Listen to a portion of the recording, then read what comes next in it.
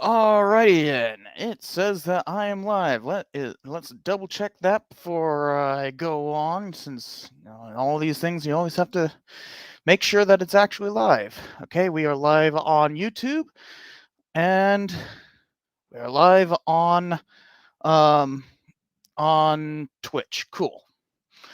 Alrighty then. Let me do some stuff. There we go. All right. So, hello everyone. Cypher here. Um Wanted to try something new this week. Something that I hope we can do about once a month. Um, Appears that there are still plenty of people coming in, since says that we have very few viewers right now. Um, why is it not giving me the option to go to the control room? There we go. That's what we needed.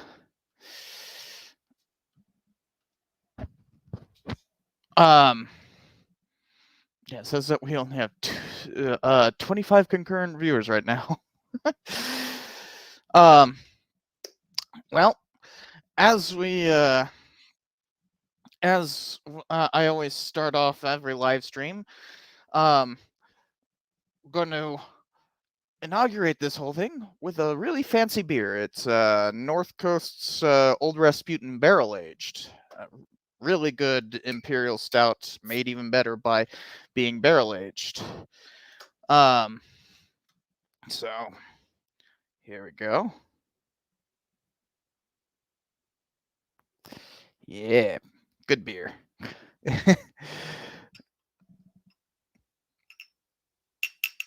All right. Also joining us is King right here, who was happily sleeping before I started talking. He's a good boy. Being very cute. So today, okay, big yawn.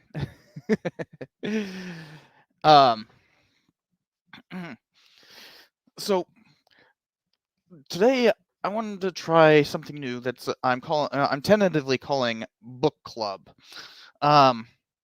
Essentially, about once a week, I'd like to come on here and do like a live stream, talking about a book that I feel like talking about. And the King got up. Well, he might not stick around for very much longer. And today it's gonna be Randolph Roth's Randolph Roth. His book called American Homicide. Because I have it digitally, we'll just throw it on the screen real quick. So, Randolph Roth's American Homicide. It is a book that is essentially about, well, the title, the history of American homicide. And we'll get into its how to, dissect a book and everything, and what I think about that. But before we get into that, this is also I am also announcing a survey that I'm running right now, and it's linked in the description on YouTube. I will put it on social media as well. Once this stream is over, and whatnot. So before we get into the book, I want to show you guys this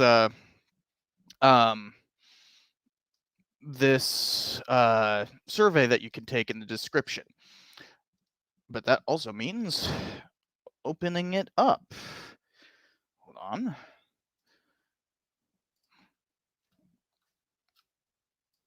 So it's this Trova Trip thing. And once you get that thing open, there we go. Let's change to streaming that. Hold on a second. There we go. All right. So the whole idea behind this, and some of you may have seen this going with vlogging through history has done this. I was approached by a company called Trip that does like um, group vacations. This seems like a heck of a lot of fun. And the idea is that we go somewhere, maybe Europe, I don't know. Could go to Civil War sites or something like that too. Any number of different kinds of places we can go. And the idea is essentially that that we go on we go to a bunch of sites and learn about the history there. It'd be a number of lunches included in this and a couple of dinners along with the an itinerary of different locations to go to and tours to take and everything. So if you go down to that link, there is a survey to take. It takes about 2 minutes.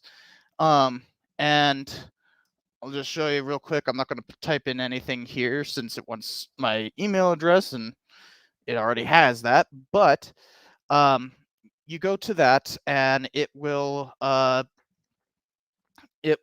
ask you about a few questions about like what time frame people would be interested in, where you would be interested in going, and what kind of limits on what kind of time limits would would you prefer it to be like just a weekend or a week? And this has no obligation to go on these things, just kind of seeing who would be interested and why. So it seems like it could be a heck of a lot of fun. I really want to try it out.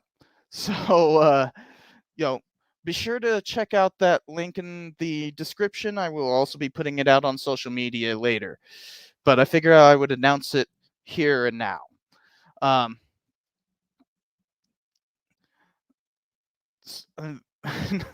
Number 4 saying, is it because of my beard that you think I like Vladimir Lenin? That doesn't work. My beard is nothing like his. But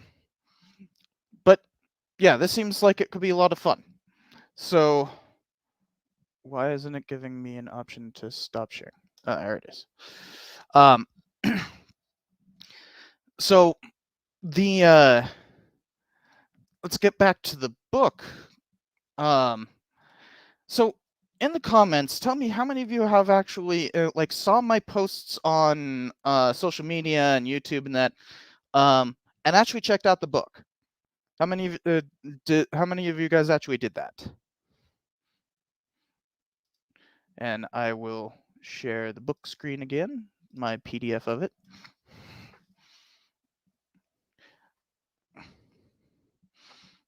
You actually already read the book, Tyler? Nice. And Soma says so as well. There's Soma and Tyler saying it. It's clearly a Trotsky. Why has everybody got to associate it with some sort of historical figure? It's just a goatee. But yeah, I just shave off this stuff when summer comes along because otherwise I'd be hot.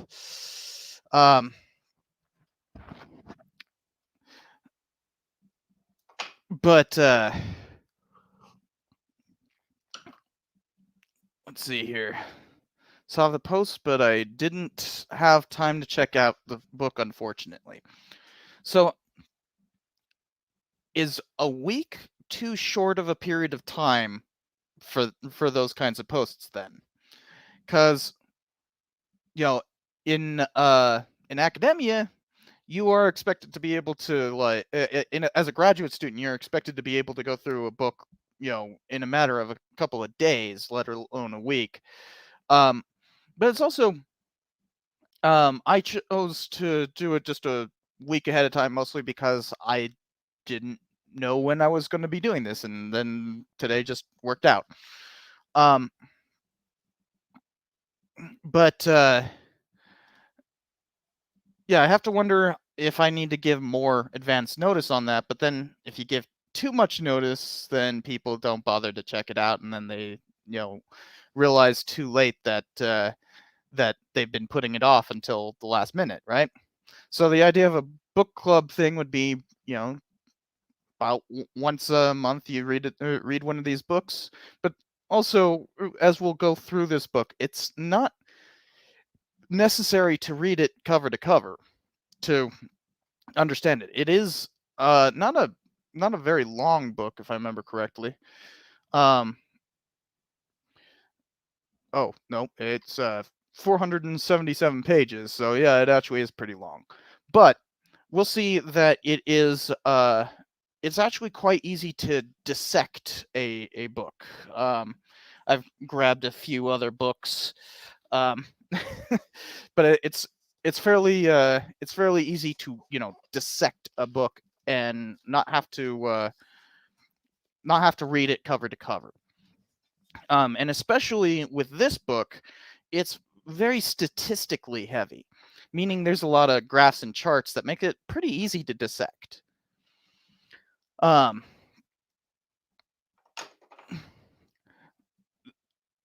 yeah, and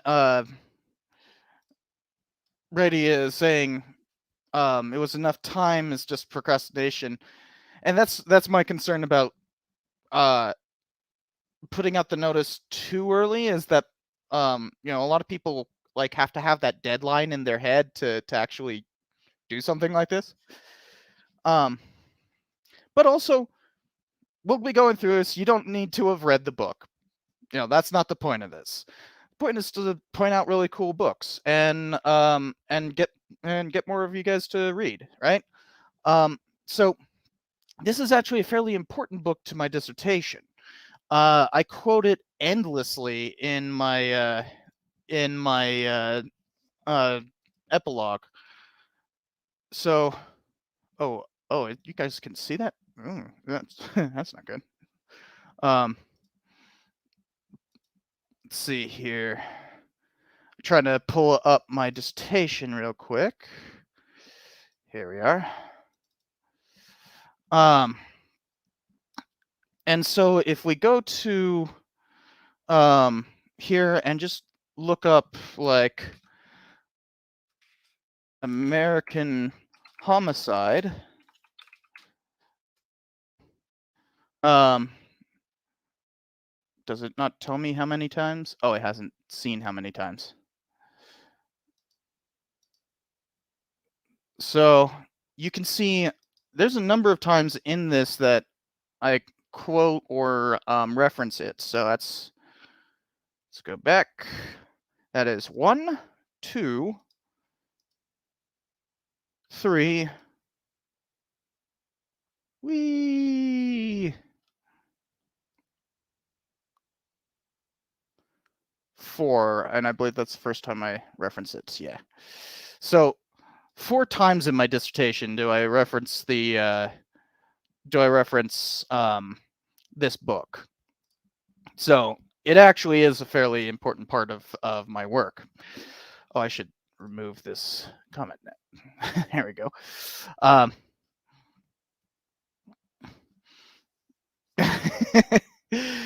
Whoa.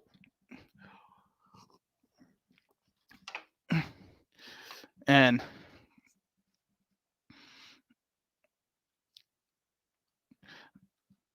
oh, hey, congrats, Selma.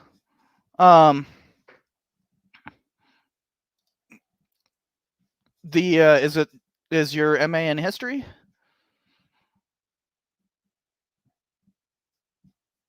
Um,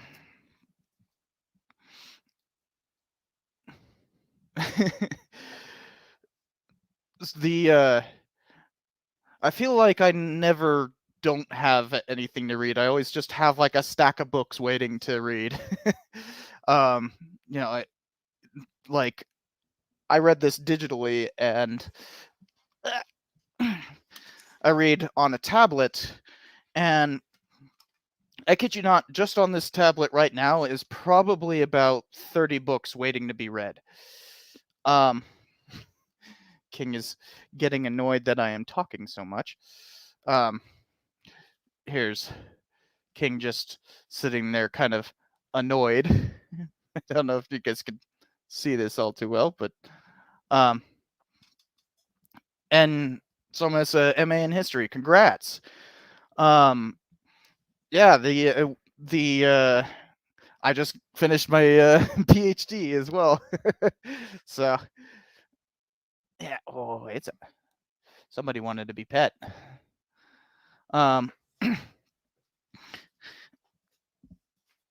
So yeah, I often have a ton of books ready to go. So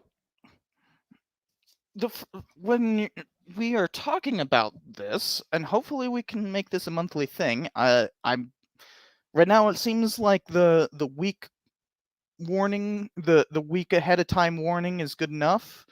But yeah, if you guys have any any ideas on like how I should format this in the future, please let me know. This is just a new idea. So I want to see where it goes. Oh, and King just loafed out and he wants to see out the window. There you go.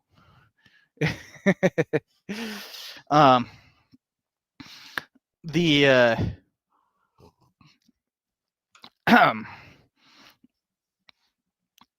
in calls for mechanical engineering. Okay. So needed a break from studying. I know what that's like. So how do I put that's not what I wanted. There we go. So what is this book about? Is the first thing you should always ask when that, because like American Homicide sounds like the name of a fiction book, but it's actually a university published, Harvard University, Belknap Press. So it's actually when you start looking at a book, obviously first start with the title, who it's published by, when it was published. That could tell you a lot about the book. So for instance,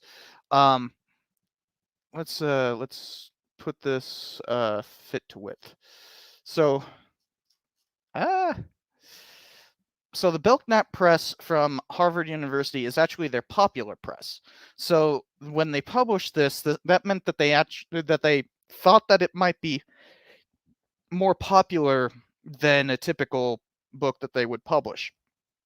That happens a lot with history books. When it comes to university presses, it's history books that are pretty much carrying their entire publishing arm. You will notice that when it comes to sociology, anthropology, all the other social studies, and all the other liberal arts, while they do publish book length studies in that, monographs and case studies and whatnot, typically those are expected to do very poorly on the market. So they typically set them up for being very low publications, whereas history, you might have so much popularity that it can get on shelves at like Barnes and Nobles and that, who are very averse to putting university press books on their shelves. There's like a whole issue with like Barnes and Noble basically refusing to deal with universities. But also you'll notice that it's 2009, so that means that that this book was published right in the midst of the housing crisis and the beginning of the Great Recession and everything that lasted all the way until like 2011, 2012. And that actually had an effect on homicide rates, which is what this book is about.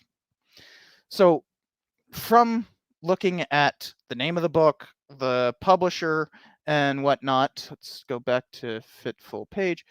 Then you go to contents. And obviously the contents could tell you a lot, especially when you have these kind of like this is very clearly derived from Roth's dissertation. I do the same thing. Like if we go to my dissertation, go to table of contents, you can tell from my dissertation that like these look like each are their own individual essays. You got that typical like with the colon right there, separating each chapter title and all that kind of stuff. So you can tell that that's something that you wouldn't see somebody who was writing, their second book doing. And so this is derived probably from his dissertation, just from looking at that. But you can also see that that he's going chronologically when talking about American Homicide, and talking about kind of putting them into putting eras as a particular type, why homicides were happening or were increasing or decreasing in each era. And as we go through this, we will see that there's a lot of there's a lot of reason for him to do that, even though you wouldn't really think of like there being eras of homicide. So when now we've got to talk about the content of this, right? Now, if you were going and just buying the book and trying to figure out if you want to read it, it'd probably be good to go and check the note, like the actual, he calls it references, to check the bibliography. I used to do that on YouTube videos. And like, you don't call it references in a book, in a monograph. You call it a bibliography, because that's what it is. But it'd be good to go to the bibliography and see what kind of secondary sources he's referencing, just to get a sense, like if you know the field, for instance, somebody who is incredibly important to, where did I put the book? Who is incredibly important to the history of American violence. Probably the most important historian on the topic is Richard Maxwell Brown. And so you'd want to go and check that. So you go see if he's in that, in that particular discourse. So you go to B. Where is it? Come on. There we go. And I actually haven't looked at this. I know he references Brown in there. So yeah, see, Richard Maxwell Brown right there. And in fact, there's the book I'm holding right now. See?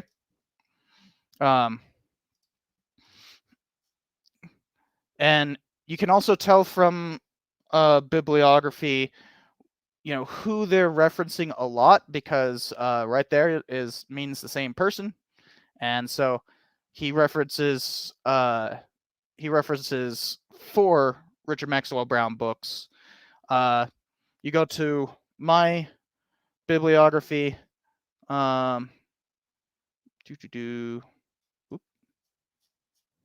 That's primaries. Go to Brown, should be here. Where's Brown? Suppose an actor. Wait, where's Richard Maxwell Brown? What the heck? That's not good.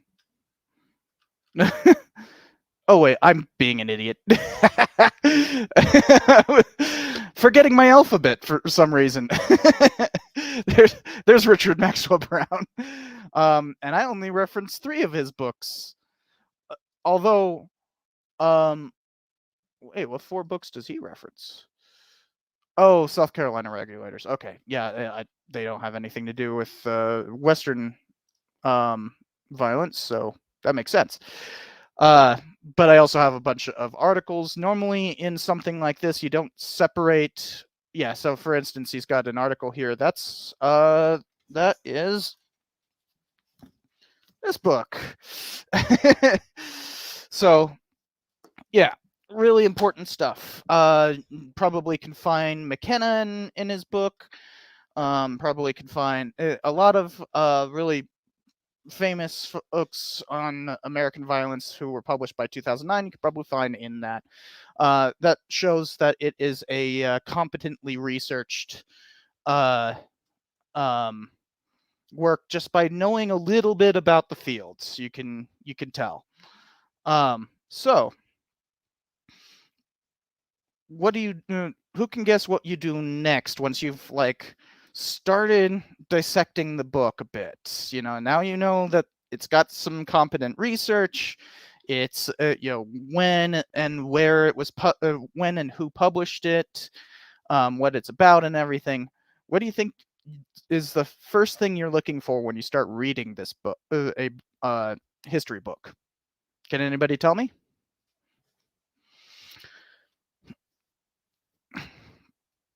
Oh, and I don't know what latex is, but I actually write on in Google Drive, Google Docs. Um, but for putting together as big of a paper as my dissertation, which is like, I don't know, 470 pages, something like that. That's too many pages, so like you end up having to put it all together later in Word. So I guess Word, but only once I'm compiling everything together. um, and Tyler says if I had $1 every time you refer. Tyler, are you jumping between Twitch and YouTube? Because I could have sworn you were on Twitch earlier. But I could see all the comments from Twitch and YouTube. But yeah, I reference Richard Maxwell Brown just constantly. Hold on, what was that, Matthew? Judging from the chapters, is he saying that homicide went down during the colonial period and the American Revolutionary War brought it back? Yes, he is, in fact. Very much is. And we'll see that. But, yeah, so Jake Hicks got the answer correct. You are looking for a thesis statement when you start to quickly dissect a book. Another thing that I'm trying to do with this stream is show you guys how to like quickly take apart a book and to dissect it, right? And so that if you think that week is too short, it's actually like you can read a history book in a couple of days easy. You just have to know what you're doing, and hopefully I'll show you guys how to do that pretty well here. Hopefully I'll do it well. So yeah, you want to, when you start reading a history book, that is the first thing you are looking for. You might also look for a purpose statement, as in like why they wrote this and what they're trying to do with the book. But the main thing is the thesis statement. And solar cap, I don't know how to say that. I actually specifically avoid looking up authors' backgrounds. I trust my knowledge of the presses to know whether or not to take the book seriously. And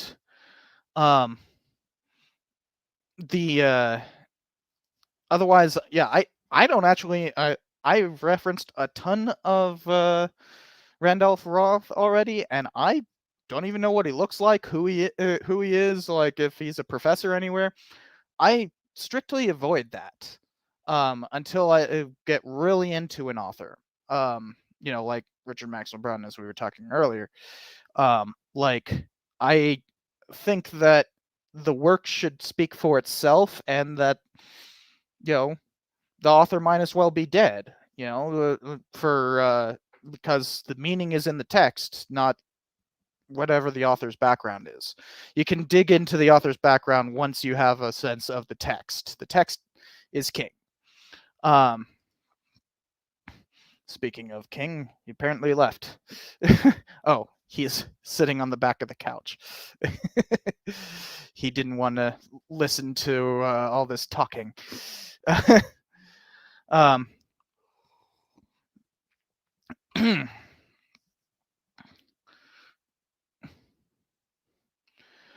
the oh, hey, look, perfect, quick and quick little explanation there. Summary, sources, titles, conclusion. Conclusion. Oh, you mean like thesis, like what it means, and then deeper reading. Exactly. Um, so that's how you could dissect this stuff. So let's start dissecting the book, right? So what is the thesis? Did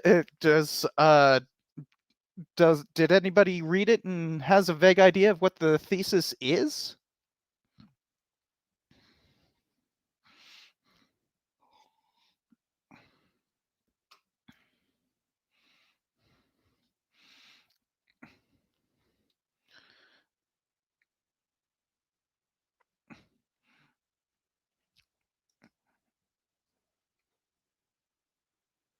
I'm guessing somebody is trying to figure that out, but I'll just go ahead and um, I'll go ahead and jump the gun a bit, because he is making an argument about how homicide rates are correlated with a particular thing. So let's find that. I have my highlights here already, and one nice thing is a lot of authors really try to put their thesis statement right at the beginning or right at the end of either the preface or introduction. So it should be really easy to find if you know what you're looking for. It's basically, what is the argument of the book? And we actually have it right here on the first page of the preface. Hold on. So let's read that together, right? Strong patterns have emerged that show correlations between increases in homicide rates and changes in people's feelings about government and society, but the argument remains a hypothesis. So he what he's arguing is what's called strain theory. And if we go here, I'll just pull up the Wikipedia on strain theory. Does that come up? Nice. All right. In fact, hold on a second. I need to stop sharing just that and have share screen, entire screen, and we'll do screen 2. There we go. So strain theory. So strain theory is this idea that basically, as people become more or less believe that they can make it more or less in their society, that they will eventually that there will be more strain on society, and the correlation between this and violence is from Emil Durkheim's whole idea of enemy, as in, like, as people become alienated from society, there is more likelihood of, in Durkheim's case, he was saying that there's more likelihood of suicide, and then Merton came through in 1938 and argued that that not only was enemy responsible for suicide rates, but also homicide rates. And so we can also find, if we go strain theory matrix, should be able to find a nice little, here we go. Can we get a higher quality than that?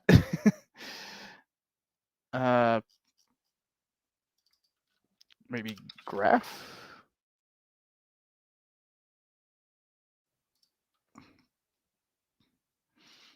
All right, here we go. That's a little better. So this is the basic idea of strain theory, that that you have as people become this is not associate. Uh, why are these so low quality? All right, there you go. So as people accept societal goals and the means to achieve them, they conform more to society. But as they reject goals or means of achieving those goals, they either they move away from from that conformity and cause strain. Um, and if they completely reject those in total and create their own, then they are in a state of rebellion, right? So that's the basic idea of strain theory. And that's kind of the basis of this entire book. This idea of a correlation between um, changes in people's feelings about the government and society, right? You can see very clearly. Whoop, why is that up? Um, why do I have? Oh, okay, there we go. So you can see kind of what he's getting at when he's talking about, identifying with society and government. That if you are in full acceptance of it, then you are in conformity. If you reject the goals of society, and in this case, particularly the American dream, um, then you have then you're coming up with new ways of achieving the American dream. But if you reject the American dream but still believe in like capitalism, then uh, you have ritualized that American dream. Um, basically that uh, you're doing it for the sake of doing it because that's what society tells you to do. It's kind of the typical conservative perspective. And then if you both reject the means and the goal itself, then you are basically retreating from society, and you have become fully alienated from society, which is what Durkheim calls anomie. Um, so you're in a state of anomie. Um, and then eventually you might come up with new goals and means and be in basically a state of rebellion. So, does everyone kind of understand that, right? How this relates to that? Or did I move too quickly?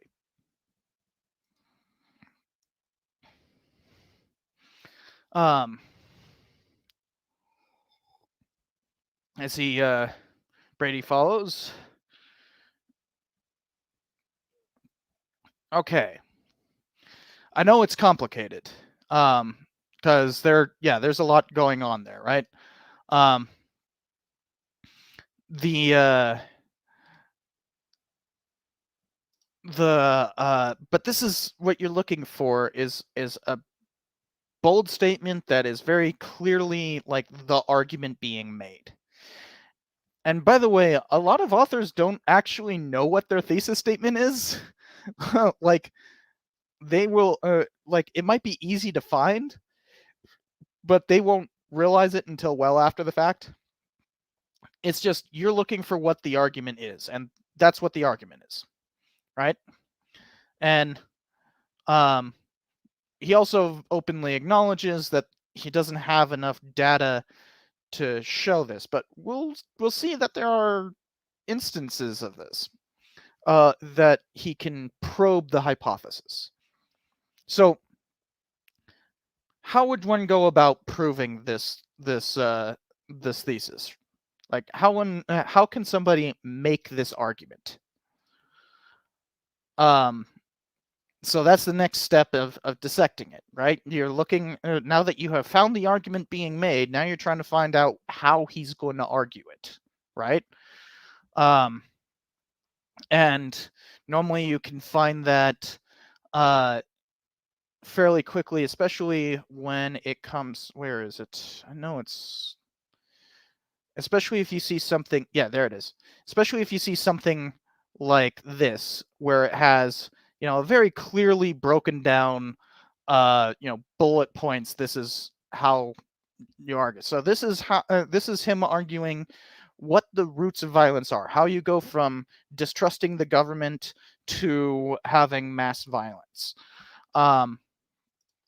And so let's just read that real quick. What he says is, so leading up to that, he says, four similar correlations emerge from an examination of homicide rates in parts of the United States and Western Europe throughout the past 4 centuries.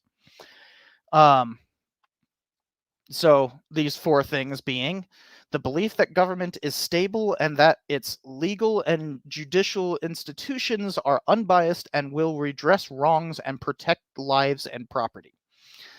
So that's one of the means that we were talking about earlier, where it's it is talking about the means part of strain theory. There.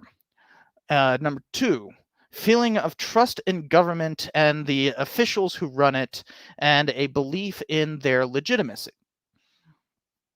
Kind of hitting on the same point there. Then number 3, which is more getting to goals. Patriotism, empathy, and fellow feeling arising from racial, religious, and political solidarity. So basically, feeling less polarized, less segregated, less separated as a group, that people see that being an American includes everyone. And number 4, the belief that the belief that the social hierarchy is legitimate, that one's position in society is or can be satisfactory, and that one can command the respect of others without resorting to violence.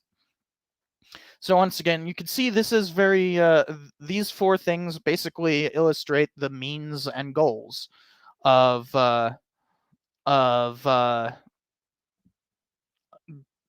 well, basically the American dream, right? So he's arguing that as any of these things decline, murder rates go up, or vice versa.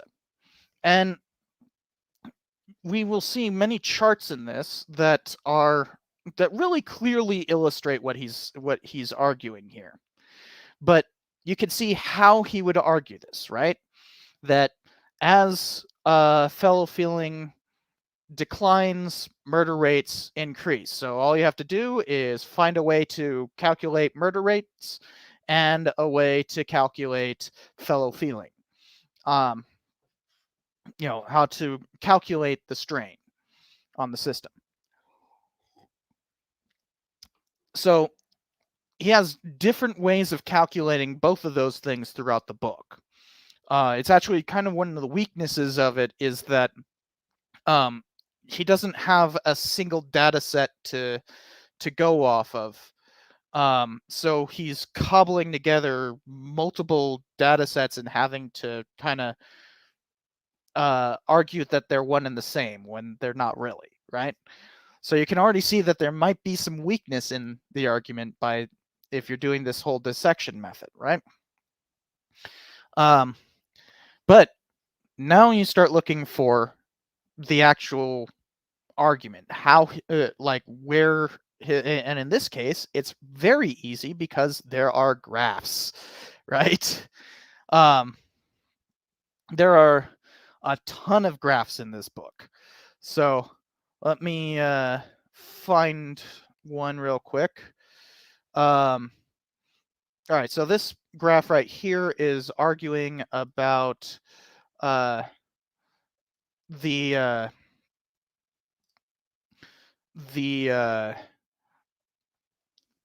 how homicidal the United States is.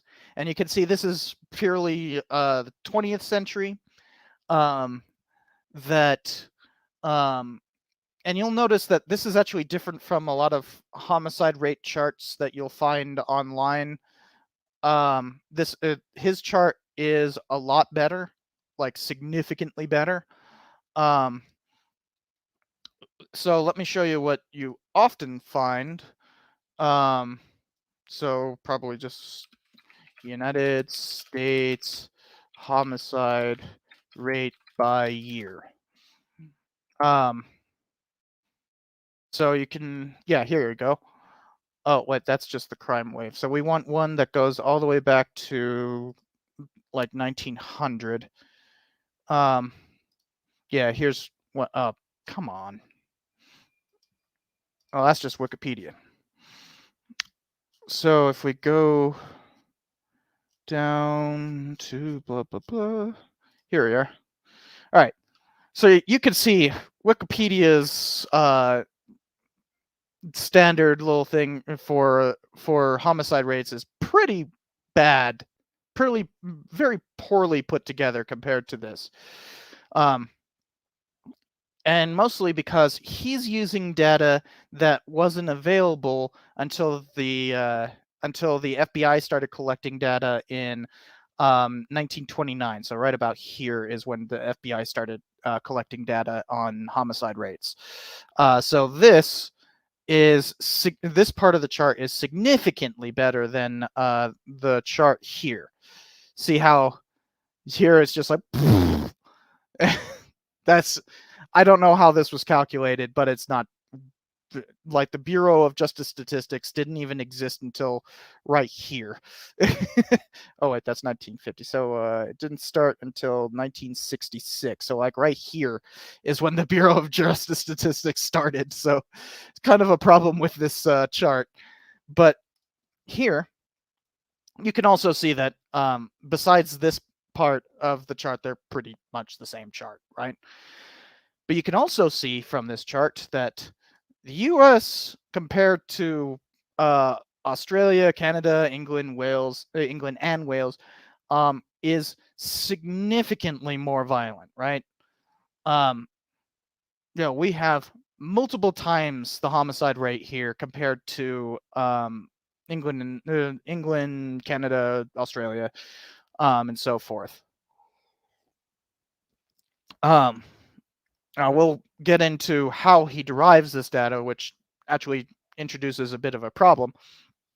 But the main thing is you can see there's some real quantitative analysis, and that's another thing you want to pay attention to when dissecting a book, is what kind of analysis is going on. Is it qualitative or quantitative? In history, you get a lot more qualitative arguments than quantitatives, right? But when talking about rates, that's quantitative data. In my dissertation, I very rarely talk about homicide rates. In fact, I think there's only one chapter I do a proper homicide rate calculation. Although, so you guys think this is bad. The homicide rate that I calculate is 580 for the for San Luis Obispo in the from 1848 to 1863, and yeah, that puts these rates to shame, right? Yeah, bump those numbers up. You can add to this wiki. So we can see this is just part of the introduction chapter where it's making the argument that the US is disproportionately violent, right? Here's another chart where it's showing average homicide rate from 1950 to 1990. And very clearly, US is just ridiculously more violent.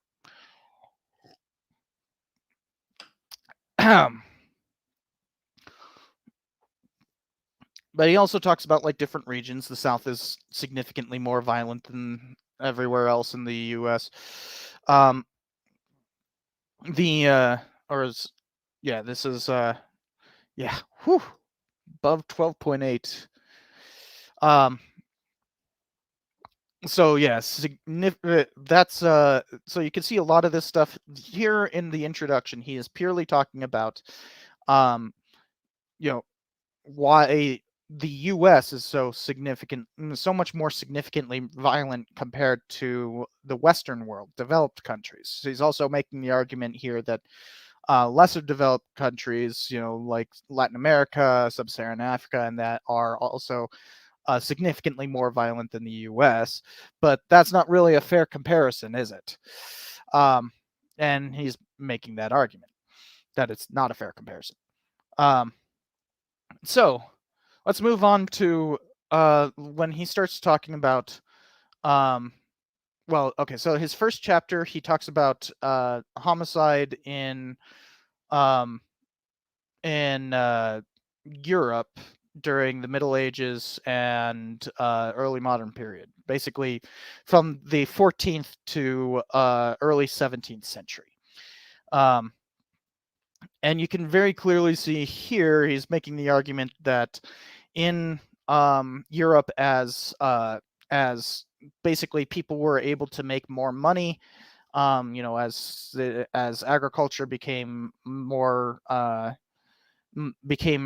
industrialized, and um, growing techniques became better as time went along, as people actually had better wages as industrial workers and that as urbanites, um, that homicide rates declined. So you can see here that this very clear line of real wages um, and significant decreases throughout various counties in England, that homicide rates declined significantly as wages went up. Kind of a easy thing to understand, right? As people are more wealthy, they're less likely to kill each other. But he also makes the argument that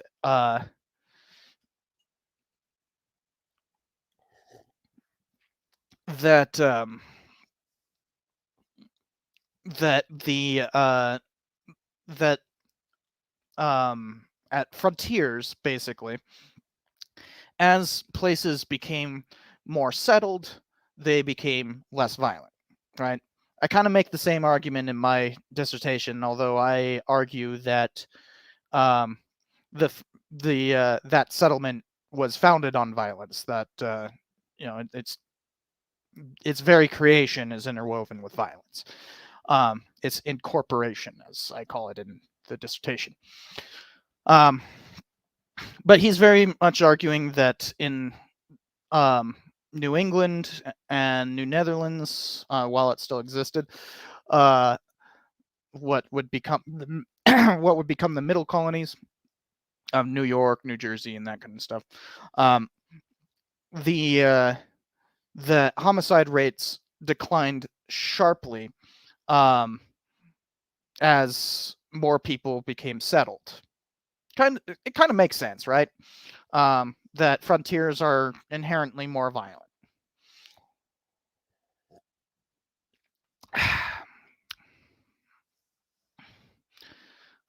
So you'll also notice that he's also arguing that by the time of the Glorious Revolution, and that homicide rates in what would become the United States were actually significantly less than they are now, right? Right now, the homicide rate is like, I think as of 2021, I don't think we have 2022's homicide rate yet. But for 2021, I believe we hit 6 per 100,000, which was the highest it had been since like 1998 or something like that. That's a significant increase, obviously, because of the pandemic. There was a significant increase, but it has been increasing in the U.S. since 2014. We had our lowest homicide rate ever in 2013. Period. Lowest homicide rate during the FBI's recording of homicide rates. Obviously, he's arguing that we had lower homicide rates in in the lead up to the French and Indian War, and just after the American Revolution. So he's also arguing that there was a bit of an uptick in homicides. Now realize he is differentiating between warfare and murder, right? He's not arguing about warfare. Obviously, there should be a significant uptick for the American Revolution if we're talking about homicide during war. But when we're talking about homicide, when we're talking about American violence or violence, we're typically talking about, not warfare. So that's a significant caveat when we're talking about homicide rates.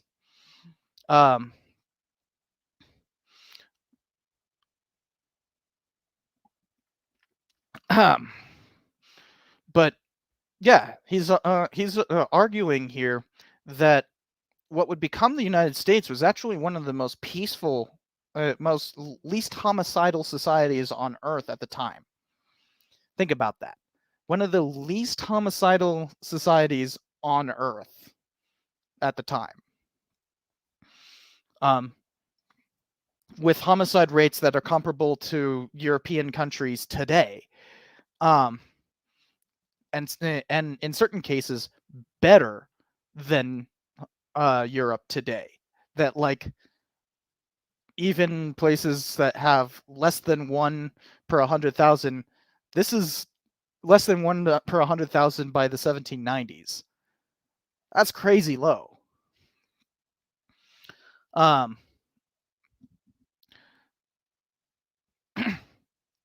So it's an interesting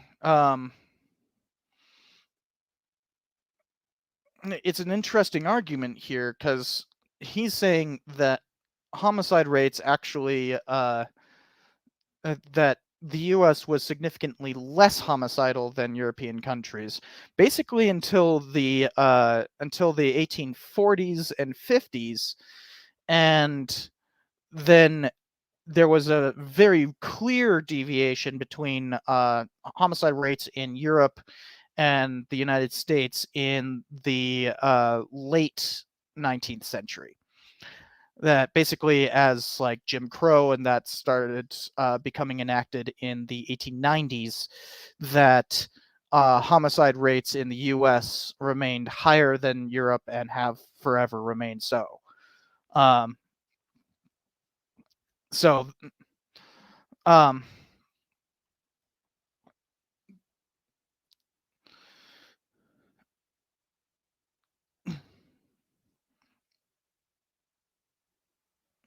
So actually, duels are included in this homicide rate. In these homicide rates, duels are still homicide, right? I do kind of take issue with the way that he basically uses the word homicide and murder interchangeably, but like, self-defense is not murder, and but then he'll talk about it like it is, and you need to be able to differentiate between these things, right?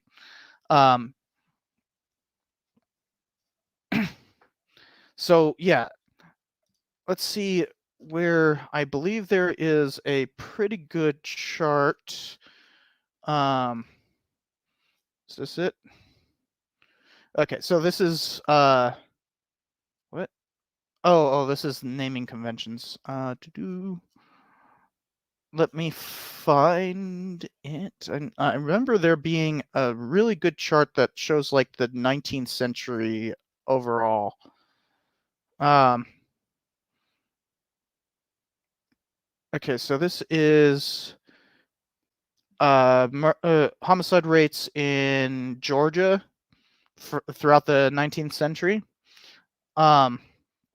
You could see a very clear dip in that, and then a rise during the just after the Civil War, and then at the end there, it remains high. Let's see here, and then these are rural Ohio. And the reason why you see such a significant dip after the War of 1812, he's arguing, is because that's a period known as the era of good feelings. That basically the U.S. considered itself to be a new and rising country, and people had a lot of fellow feeling. That whole idea of strain theory, right? And so that's why after the War of 1812, which a lot of Americans considered themselves to have won, and the fact that the market revolution at that time, basically as the U.S. became a capitalist country, people were doing a lot better than they were in previous times. And it wasn't until strife of the sectional crisis following the Mexican-American War, and of course the Civil War, caused a bit of more of a bump there, as you can see right here. But obviously in the South, that bump's a bit more exaggerated, right? Is this the Okay, so this is New Hampshire and Vermont and Calhoun County.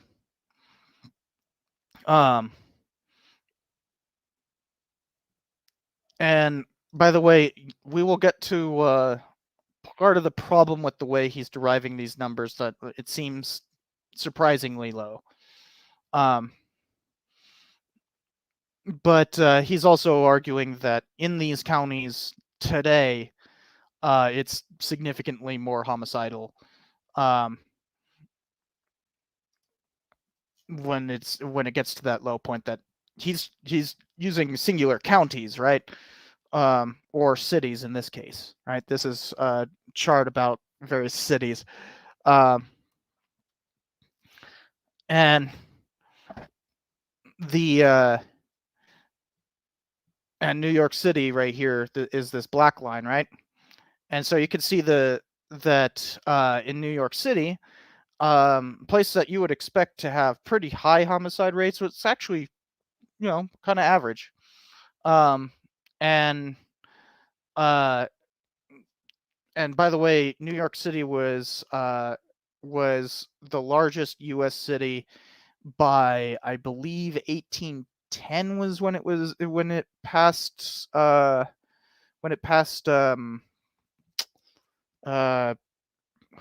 the heck is the name of the city? Richmond. There we go. But because Virginia was actually the most populous state in the Union until 1820, and then New York would remain the most populous state all the way until 1962, when California overtook it. So New York City being the most populous city in New York, it's actually a pretty representative example of homicide rates throughout the country. And you can see the interesting thing here is when it surges up, and you can see this kind of similar pattern in all these other cities. For instance, well, this is Boston here, and it's got quite a jagged line, but right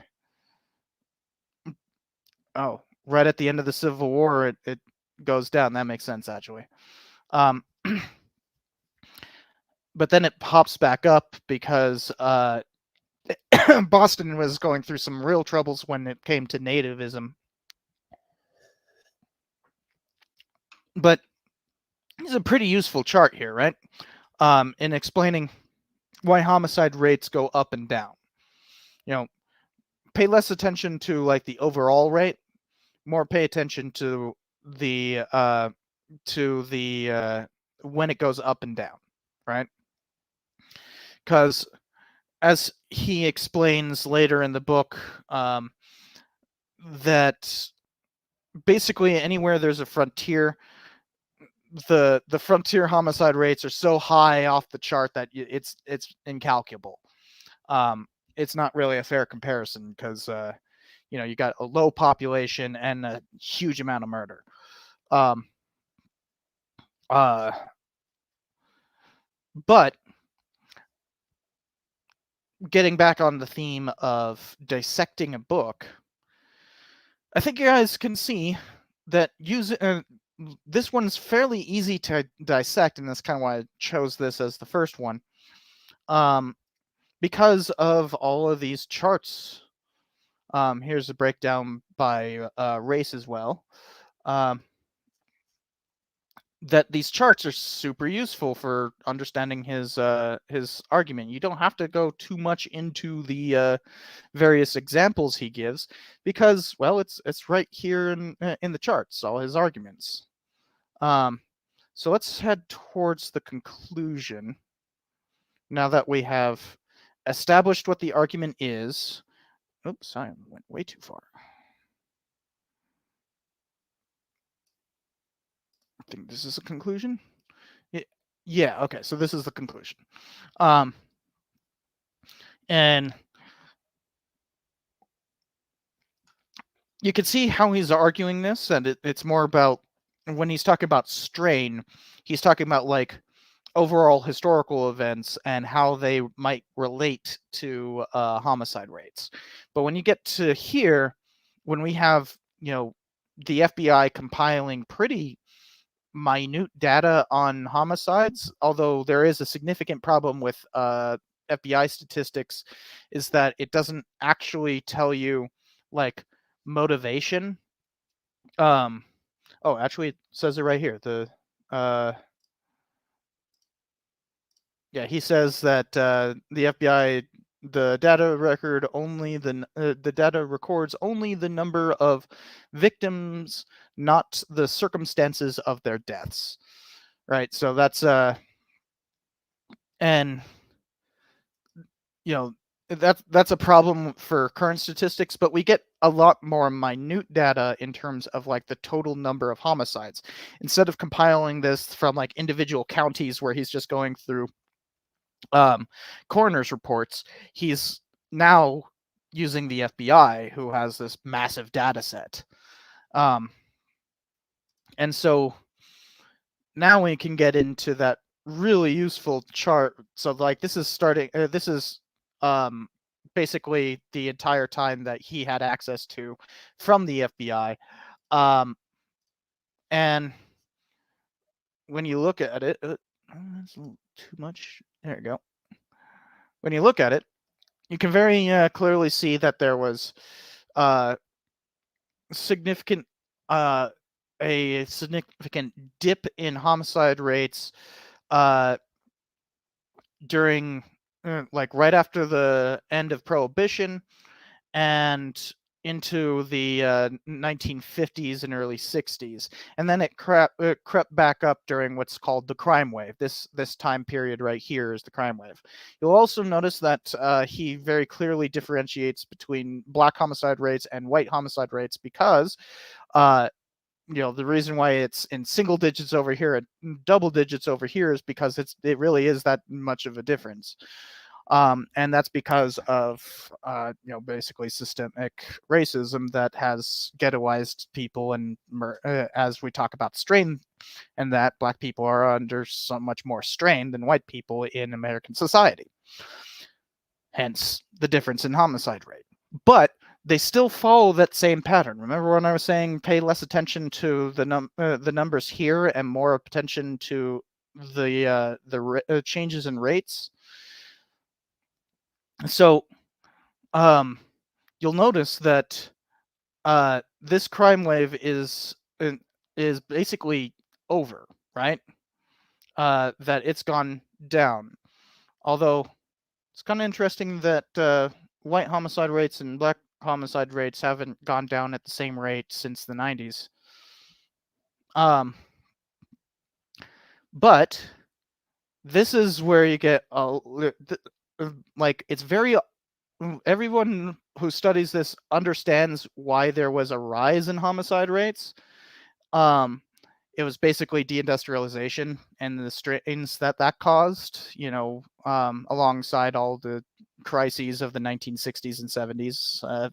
Jimmy Carter famously called it the crisis of confidence.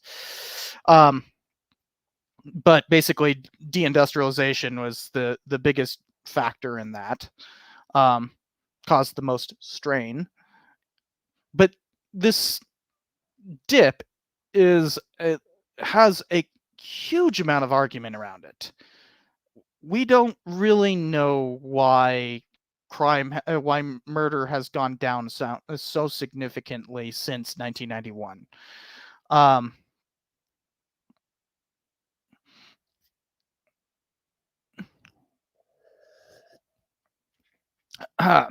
But he does have a really interesting chart on that. Oop. And I will show you. Is it this? Nope. Yes, I think this is it. All right. Yeah, this is the one. So this is talking about overall homicide rate during the crime wave, right? The crime wave from late 60s all the way to the early 90s. And you can see that dotted line right there is the crime wave, right? That homicide rates shot up and came crashing down at the end of this. But he also has one nice thing about this one is that he actually has information on, basically the percentage of people who trust the government. And notice that those are perfectly negatively correlated, right? Basically, as trust goes up, homicides go down. As trust goes down, homicides go up. Ta-da, strain theory. Strain theory perfectly encapsulated in one chart. So this is kind of the crux of his argument, right? This whole idea that as people lose trust in society and governance, they tend to resort to homicide more often, right? That's the essential argument, perfectly encapsulated in the conclusion with this chart.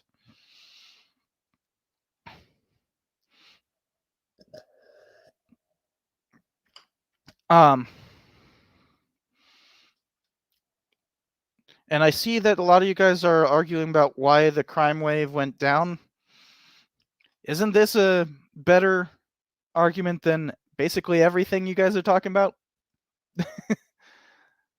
I see mass incarceration. I see abortion access.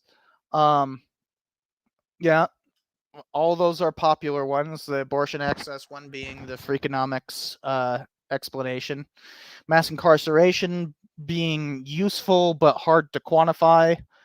We can quantify mass incarceration, but we can't really quantify how that affects homicide rate. But trust in government, we can quantify that.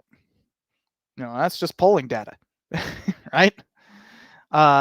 One of the best ways to actually to calculate when you don't have direct polls in terms of trust in government is the amount of the electorate who are actually voting, right? The voter turnout. How much of the rolls are actually coming in. And that's how a lot of strain theorists do that kind of work for, like, my period, the frontier period in the Southwest.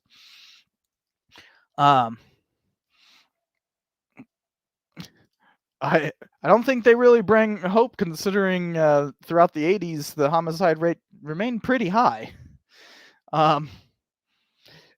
This is Reaganomics right here. This little tiny dip. Bloop, bloop. That's it. That little dip is Reaganomics.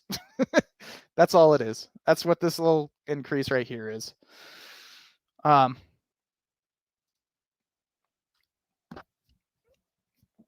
But I think about it. In 1991, what was the biggest event of 1991? It happened in December of 1991, and it really had nothing to do with the U.S., but it certainly was felt by everyone in the U.S.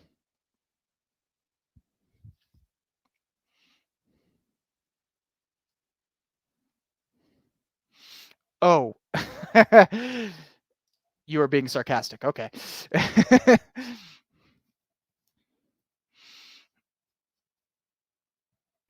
But what happened in December of 1991 that might make people have more hope in the American government, especially after so much of what Jimmy Carter called malaise? Fall of the USSR. Yeah. So from 1989 to 1991, basically all the satellite states and eventually the USSR itself fell apart. December of 1991 is when Gorbachev resigned, and just a couple weeks later, the USSR officially dissolved. So essentially, the US had no major enemy. And also on the international in international politics, that meant that the U.S. was the leader of the world economically as well. It was no economic challenger. Um, so when people are wealthy, people are happy, right? They are more satisfied with their government. Now, what else happened in 1991 internationally, but involving the U.S. this time, that might give Americans a idea of a brighter future, especially in terms of America's ability to wield its power and make people more wealthy. Make Americans more wealthy, I should say.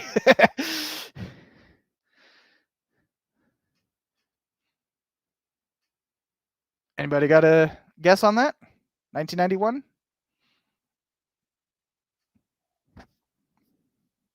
And realize this peak right here is 1991. That's the peak. Highest homicide rate during the crime wave. These two peaks look like they're the same, but it's actually this one's slightly higher. 1989 is the fall of the Berlin Wall there, Venera.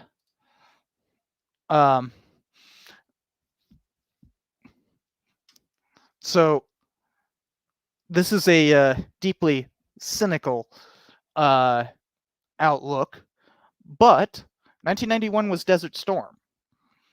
Now, why would that give Americans hope, not only in terms of ability to project power, but also ability to be economically well off?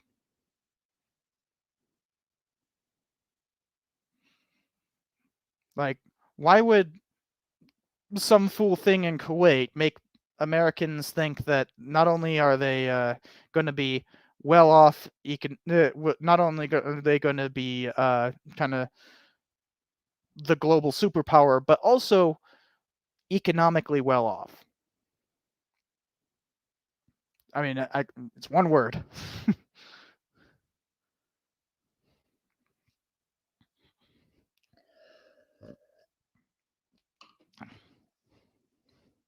Nobody? Am I just missing part of the chat? No, I'm not.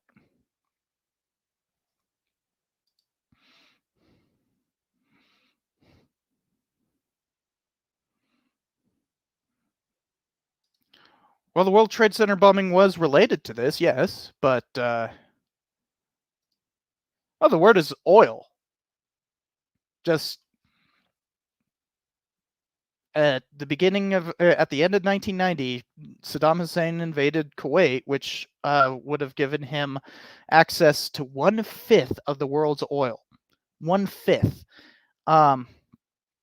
And this is right on the heels of the U.S. Really pulling any support of Iraq at the end of the Iran-Iraq war, but also because of the Anfal massacre, Anfal genocide in 1988. 2 years later, Saddam invades Kuwait, and can't have that. The crazy genocidal maniac owning 1/5 of the world's oil can't do that. So put together a diverse coalition, authorized by the UN and everything, and kicked him out of Kuwait. Right. Um, did I give away the answer just as you typed that? Well, I guess jinx. I do have a little bit of soda left here, so can't exactly give you a soda through the freaking screen. But the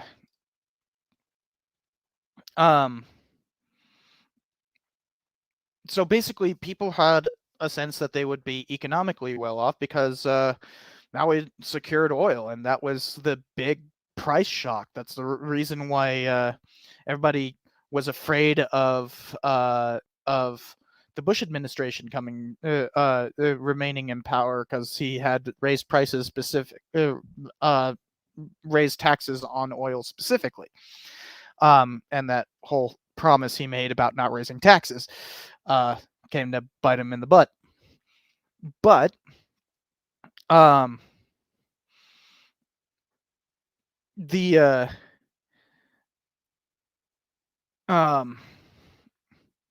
oh, Brady Postma said oil? I didn't see that. Oh, yeah, he did. Dang it. What? Brady got it right. Yeah. So, and then in 1992, Bill Clinton came to office, and while we remember that time as having a lot of uh, culture war nonsense, the Monica Lewinsky scandal, the Republican Revolution of 1994, and that, none of that really changed Americans' feelings about government. They thought that the U.S. was pretty well off. They saw most Americans saw it saw all that nonsense for the nonsense it was, that as a distraction. So uh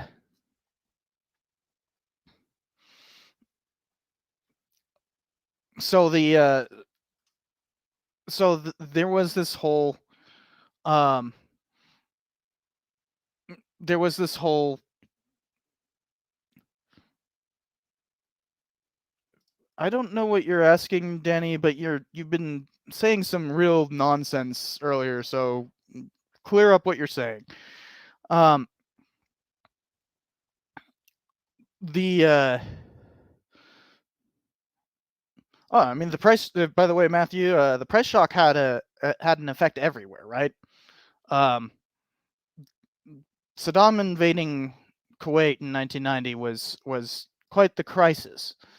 I mean, it was to the point that if the USSR wasn't in full on just trying to hold together as best they could, they might very well have joined the coalition in 1991.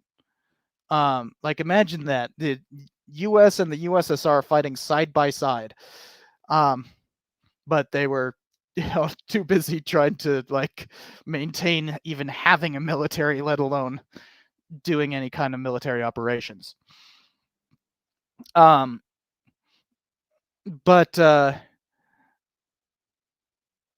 with the election of Bill Clinton, generally most Americans thought that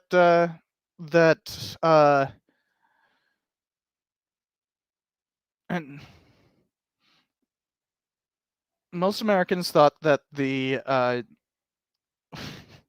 sorry, my cat is sleeping over there and just flopping about on the couch. It's very cute. But yeah, we're talking about you, Beast.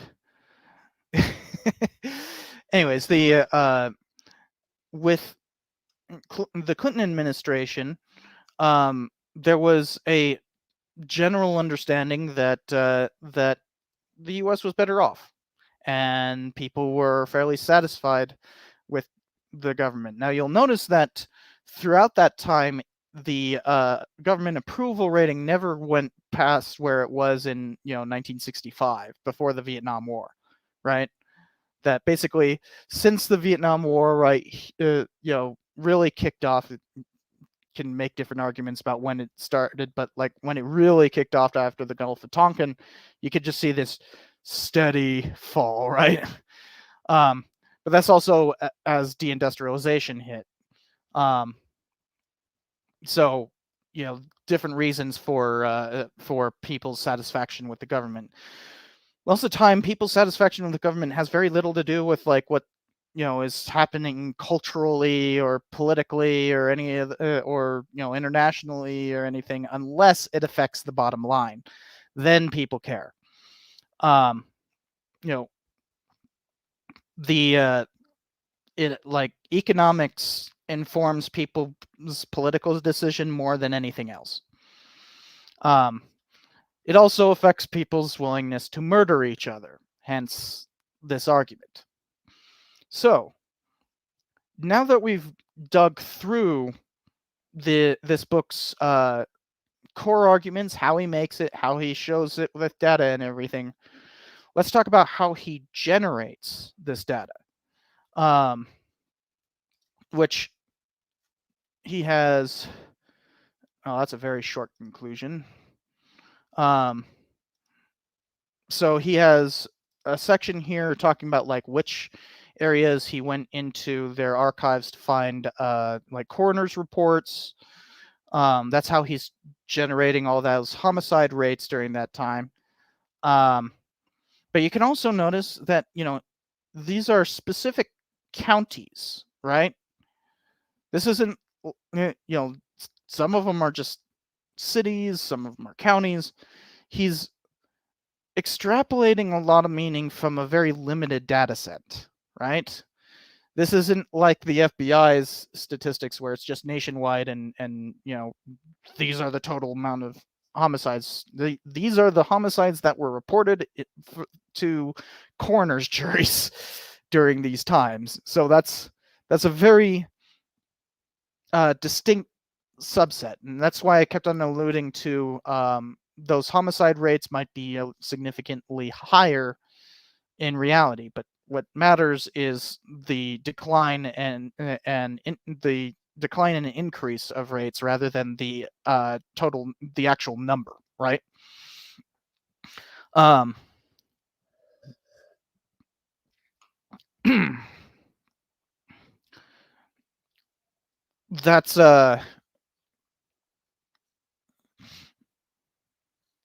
That's how he's making this argument.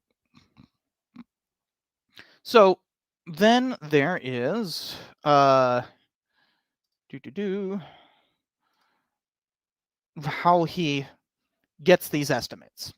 And basically it's as I explained, it's he does show his math here. We don't need to get into the math. But basically how he can take the number in a small location and extrapolate it to like an entire state. Yeah, lots of that.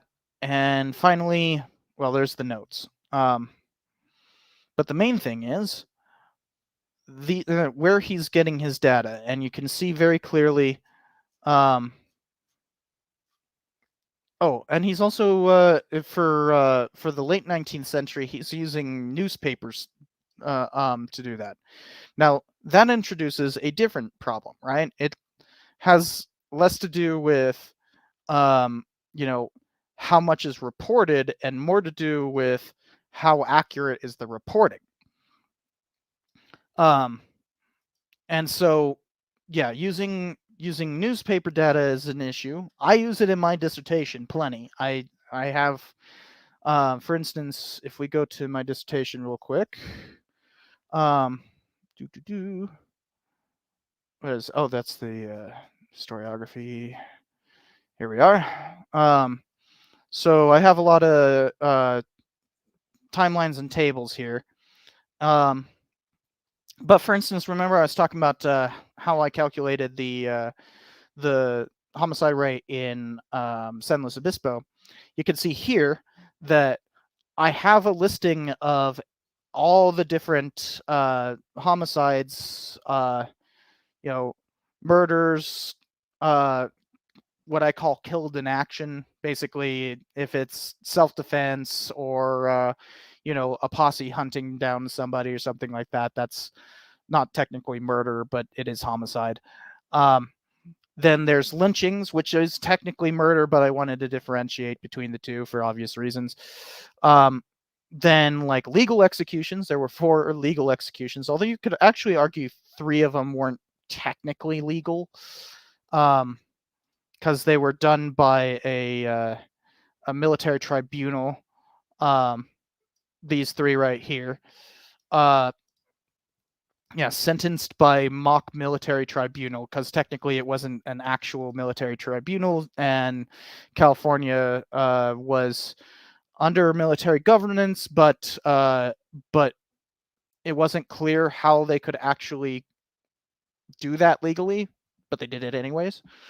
So you could argue that those 3 are actually lynchings. And then there were 2 suicides for an overall number dead of 70. The 2 suicides do not count towards homicide, because homicide is one human killing another human, not a human killing themselves. But I derived a lot of this from newspaper data, a lot of it. The coroner's reports do not exist anymore. So I had to do the same thing, but I did come at it with a skeptical eye. So for instance, one of the people who were reported being killed ended up showing up like 2 weeks later on a boat, because she had actually just been away when her house got burned down by some bandits. Stuff like that happens. But you have to be very careful about that, and that's why the accuracy of reporting when using newspaper accounts for calculating murder rates is a really difficult issue to navigate. You just have to be very critical. And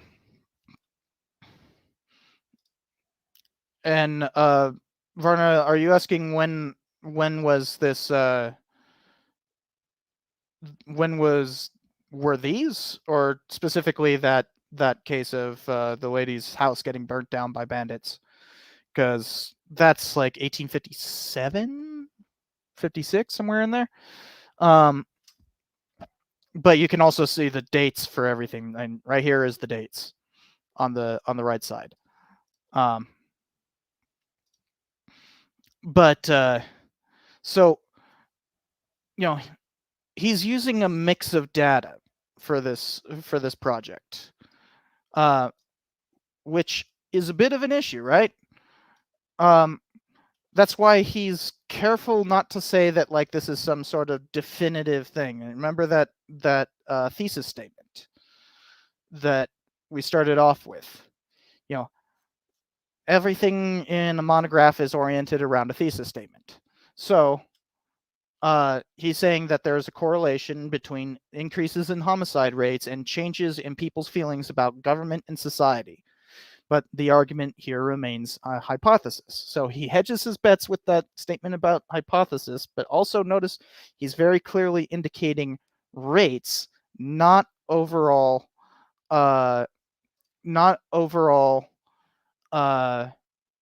actual rate, right? He's talking about increases and decreases in rate, not the actual rate. So now that means that you can understand how he made the argument, what sources he's using, what this book is about, and everything, and essentially how well he did, right? So from all this, it took us only an hour and a half to get through everything. In fact, I haven't even finished my first beer. But what do you guys think? From what I have explained in this, just send off in the chat. Do you guys think that he's done a good enough job arguing this, making this argument that's on screen right now? Here, I'll make it a little easier to see. Has he argued this well enough? And if not, what do you think he did? What do you think was not good enough, or have I not explained something well enough? Let me know in the comments or in the chat.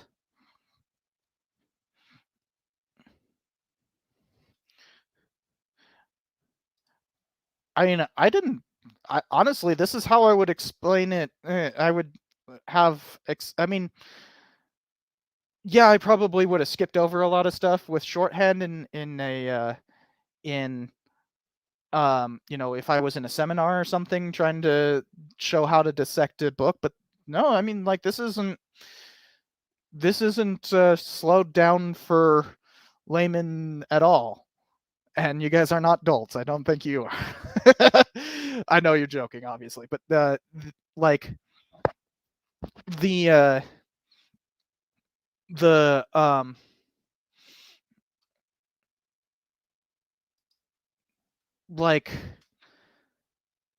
obviously, if I was explaining to other academics, that I wouldn't have to, be like going through the minutia of strain theory and that.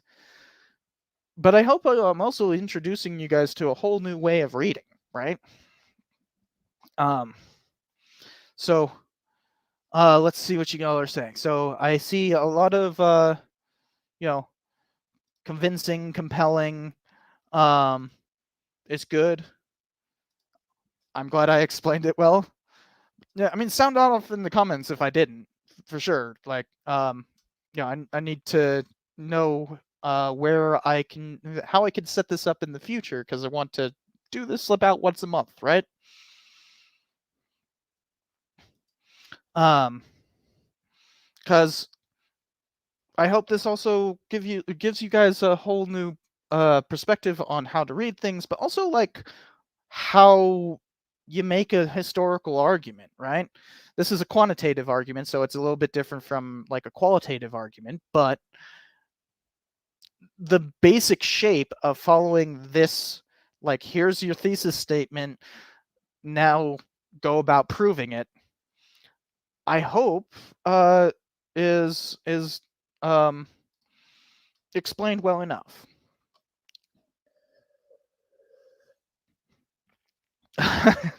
Hi, Coffee Cat, you just got here. So the last part of this stream, and man, I was hoping to do this in 2.5 hours, and I think I will be able to do this in less than that. Is that I wanted to talk to you guys about, how to do this in the future, right? Because I think, and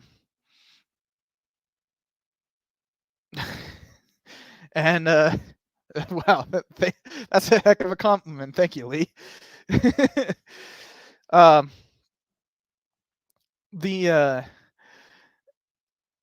So I'm sorry, Coffee Cat, that you're coming in so late, that you kind of missed the most of the explanation here. But I want to kind of grasp what I can do differently, and also what book to do next. So, firstly, from basically, this is what I hope to do each time with the book chat, right? With a book club live stream thing, is basically dissect the book live, get you guys' comments, kind of explain the book, and hopefully inspire some of you guys to, go out and get the book. It is linked in the description, by the way. I don't think I said that earlier. the the the book itself is linked in the description. You can see the proper Chicago manual style citation there, and right next to it is an Amazon affiliate link. So if you want to go and get the book from Amazon, I will say there are other ways to get it. I'm not allowed to say, but it is available digitally. Most of the books I link you don't actually have to buy it. You can go to a library, you can go to like archive.org or something like that, borrow it from there. But also yeah, if you really like the book, buy it. Especially if I have some spare money, and if you find its data to be useful, its argument to be compelling. Randolph Roth, I think, did a heck of a job. Nobody's really done anything like this, where it's a statistical study of American homicide throughout American history. I think that's amazing. And while you guys sound off in the chat about like what could change and everything, and I want to get a bunch of comments about like what can be done differently. Should I give more forewarning? Should I spend more time on the content of the book, on like techniques of dissecting it, that kind of thing? What I can change. But while you guys put that in, I will get to reading it, but I figure some of you are going to have a lot to say, so put it in there.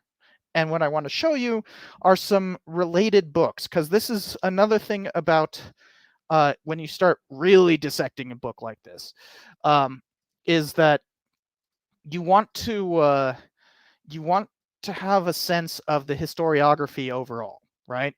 You want to like when you start really getting into something like American violence, it's real useful to have a sense of the overall historiography of it. Now, normally in a book like this, and I think he does do it, there will actually be like an exploration of historiography. So let me make sure.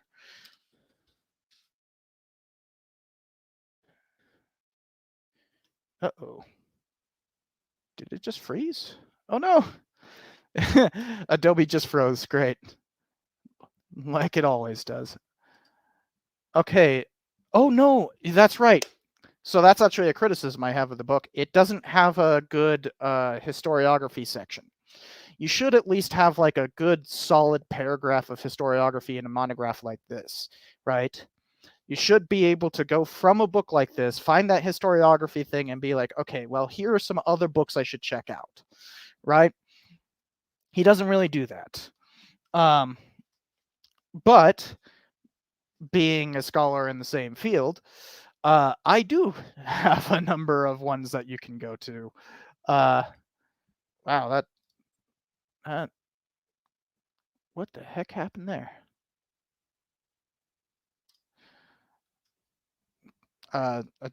Adobe Acrobat just screwed up. So the there's a couple of books. Hold on. What? Okay, when I say a couple of books, I mean a few. That are worth talking about when talking about American violence. Just to give a greater explanation of the field, right? So let's go chronologically. Yeah. So Slotkin first. So Richard Slotkin, there we go. Richard Slotkin has this trilogy of books, starting off with, come on. It's hard to read with the red text. Will it do it now? There we go. Yeah, Regeneration Through Violence, Mythology of the American Frontier. So this has less to do with like actual violence and more to do with people's conception of violence. So he argues that basically the American frontier myth, that the idea of like, you know, the romanticism of the frontier, is this idea of focus, focus, come on, there we go, of regeneration through violence. The idea being that, you know, people go out west and they degenerate on the frontier and regenerate the nation as anew through violence of conquering the frontier. And his argument is that this is a recurring theme that is used to justify further violence. His first book, which came out in 1973, 72, 71, when did it come out?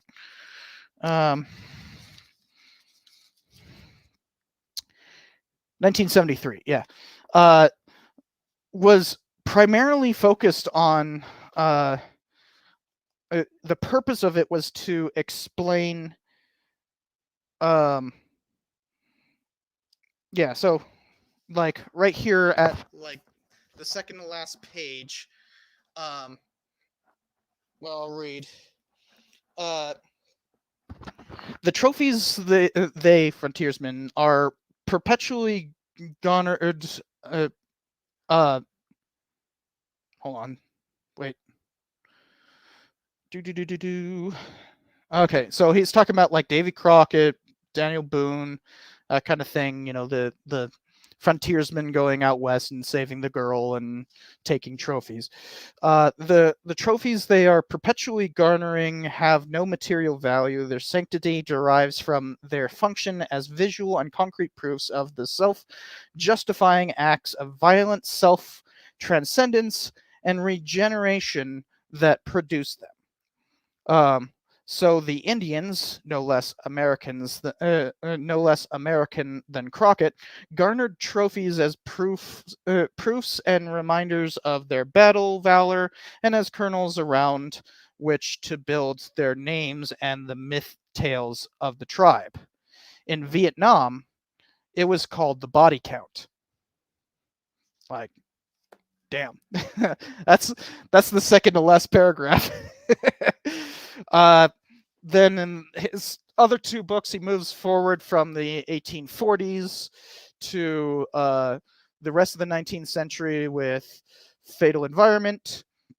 This one looks a lot at like the mythology surrounding people like John Brown, Custer, Quantrill's Raiders, you know, Billy the Kid, that kind of stuff. You know, and how that kind of follows the same regeneration through violence myth, and how it's used to justify further violence. That one has a lot less to do with like current events, and trying to understand it and like, why are people justifying the Vietnam War? That one's more like just, okay, why were people justifying violence at the time and past violence? And then this one, Gunfighter Nation, is super useful for talking about. It's also, by the way, this one's the easiest to read, even though it's the thickest. Slatkin's not very easy to read, but this is the one that he finally gets to talking about like movies, Pulp Fiction. He talks a little bit about Pulp Fiction in Fatal Environment, but this one he really digs into like movies and that, and a little bit about the death of the Western. I actually used this book pretty extensively in my video about the death of the Western. This was a very key book in that for creating that. All right, so I see that we've got that I've gotten a whole bunch of feedback. So now I think, so that's the first batch of books that I want to talk about in terms of the historiography of American violence. But that's purely what he calls mythogenesis or mythology studies. So you can talk about mythology studies some other time, but that's where mythology studies and American violence come together, is with Slotkin. Okay. So, you wouldn't download a book, would you?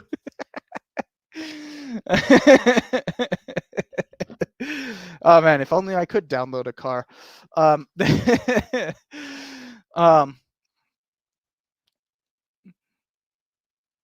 and that's a good question there, Venara. Not really. He does talk a little bit about like honor culture in the South and how that created a significant amount of violence in the because of dueling. Then at that, for instance, like dueling remained fairly popular in the South well after it was gone in the North. Um, but very little cultural analysis, right? He's mostly talking in the American Homicide book, by the way. Um, he's talking about like homicide rates and correlating that to major events in American history. Um,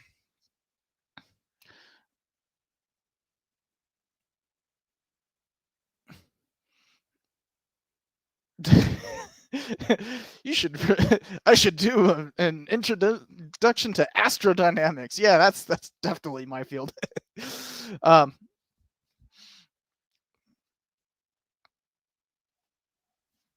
but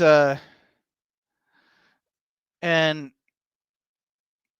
Seb Seb give.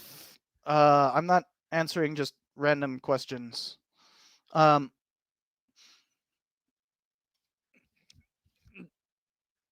the so look. Okay. Okay, so here's finally some specific criticism on the format. It might be good to format to do 5 minutes of outline of the book's content, then talk about dissecting it, and then conclude with the kind of review of how well they did. So yeah, I figured, and maybe you can elaborate on this comment. I figured that the dissection included, an explanation of the book's content and my criticism of it, right? Um, like, was that not clear? Or is it would it be good to start off with like, and this is a question for everyone. Would it be good to start this off with just like a summary of like, here are the arguments and blah blah blah, and then like go back over them by dissecting the book? Um, like, would that be better for you guys? Um, and and by the way, thank you, Coffee Cat. I specifically release videos on Thursdays at right after I wake up, basically, because I know a lot of people watch it at work, and it's like right at the time that the East Coast is having lunch, and um, that's when a lot of people will tune in.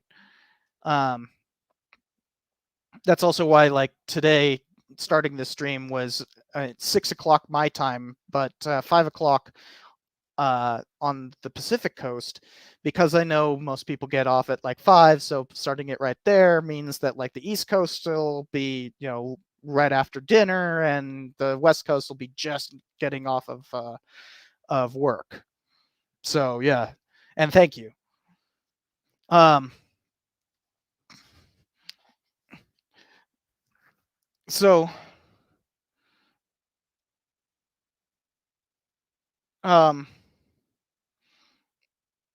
but what about Brady's thing here about the like basically composing like, I could easily come and with like a prepared outline of the book and like quickly go over that, but um I wonder if that would distract uh from the dissection, you know um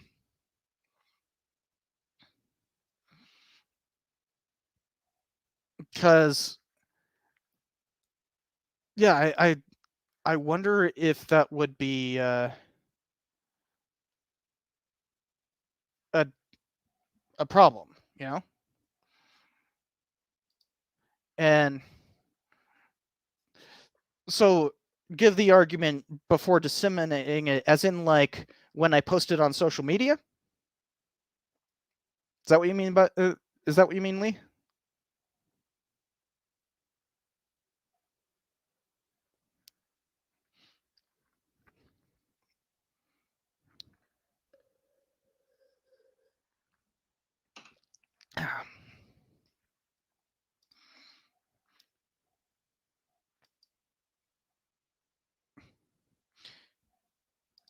Yeah.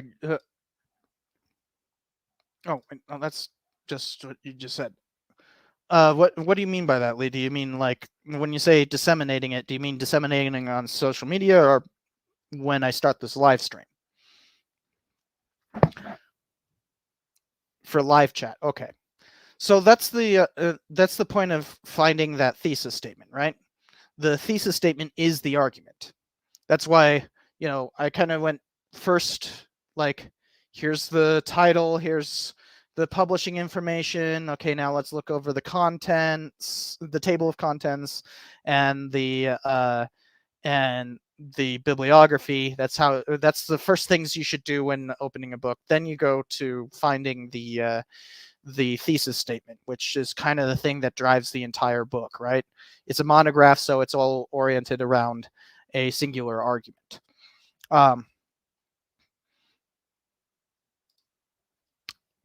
All right, so still have that question open about from Brady about like coming into this with like an outline, um, and whether it would distract from the dissection. Um, I mean, theoretically, I could just try doing it next time and see what happens. Right? I'll just do that. I'll come to the next one with an outline, um, and then we'll see if it works. Um, so then the last question for you guys is what would make for a good one, a good book for June. Um, I figure about doing these about once a month. So what would make for a good book next June? And I wanted to open up my bibliography. And in fact, I will add the stream. There we go. So this is actually on Google Docs, so I will just share it real quick. Oh, I probably shouldn't. So I should probably not be showing all the people who have access and all that. All right, so here is the link to that. So everyone can go and see that. There's whoops. It's hopefully up to date on this. Nope, that's not up to date. It takes a long time for this to load, unfortunately. So you can see here that little number in the corner is loading. It's like 190 pages of single space bibliography. So, it takes a while to load. But you're welcome to go to that link I just posted and check it out. You can see here that come on, let me do it. There we go. So I specialize in Southwestern history, American violence therein during the frontier period. And I also do a lot of like local and public history, right? Those are like my main specialties. So you can see that reflected in the categories here. Because before we get to like all the random stuff I talk about on this channel, you can see, these are just random history. Like, to me, that's not directly about what I do. It's more Western historiography, Western violence, regional history, and then this is like general violence. There I'm including wars, policing, that kind of stuff. In fact, this policing section is actually where you'll find Roth's book. But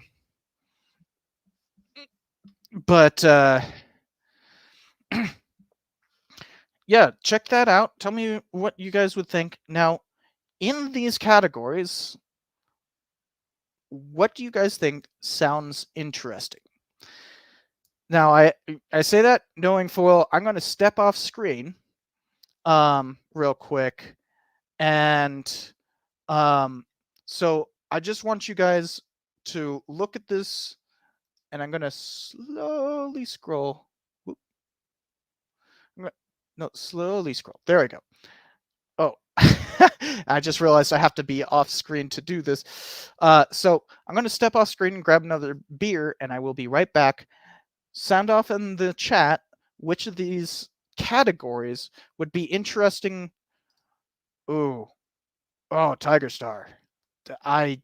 Yes, I really want to do this, but I haven't read it yet. So I'm trying to get through all my Oppenheimer stuff first, and I also have to finish my stuff. I'm working on a episode about how race is a social construct. I'm just gonna, because this. Yes, I definitely want to do this. If I do this every month, yes, I totally want to do it. But I need to actually read it. And I think the movie comes out in October, so I've got a bit of time for that. So I want to focus on other things first, especially that J. Robert Oppenheimer stuff that I got to read. Oh my God, why are the books on him so big? Like, I kid you not, the book I'm currently reading, it's called American Prometheus. It's like 1,000 pages on Oppenheimer. I mean, come on. But like, yeah, great suggestion, just not yet.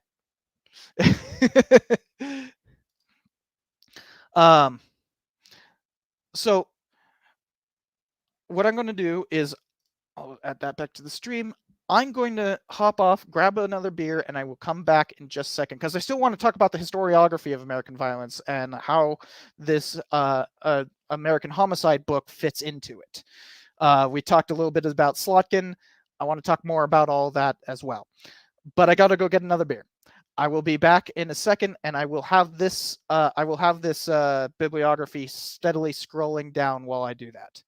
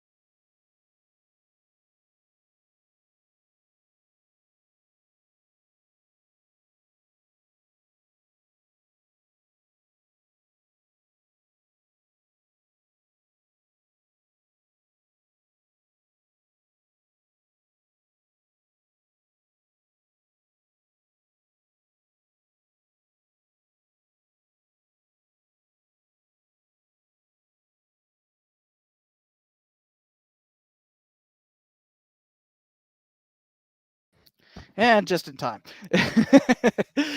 I went and annoyed King while I was went to the bathroom as well. But like, I went and annoyed King, who's sitting who's that little here, who's that little lump right there on the couch. And he kind of got up like, oh, why? and then I saw it was about to get through all the blue text. So, let me pour this out real quick. Let's see what y'all were saying. I'm interested in cultural history.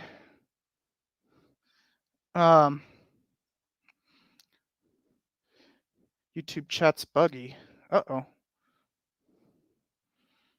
I wonder why the YouTube chat's buggy. That's not good.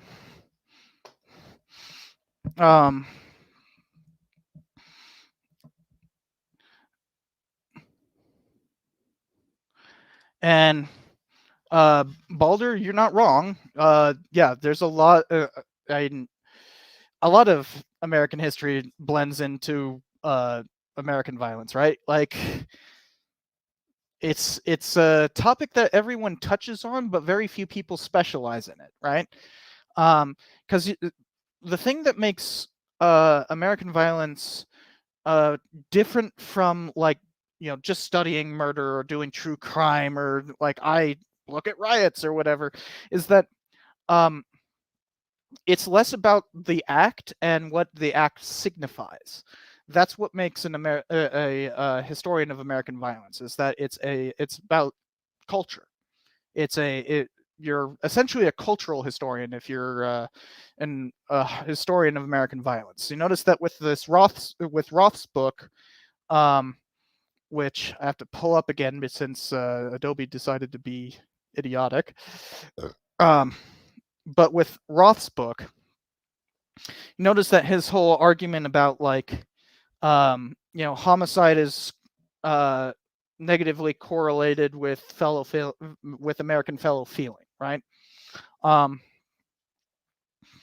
Basically, as society becomes more strained, and remember that whole that whole thing about strain theory and everything.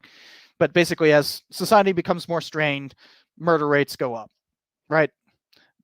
So that has less to, like, he's looking for, like, actual acts of violence, yes, but, like, he's more looking at it like how it signifies something else. And that's what is the difference between like a true crime novelist. I hesitate to even call them historians. And a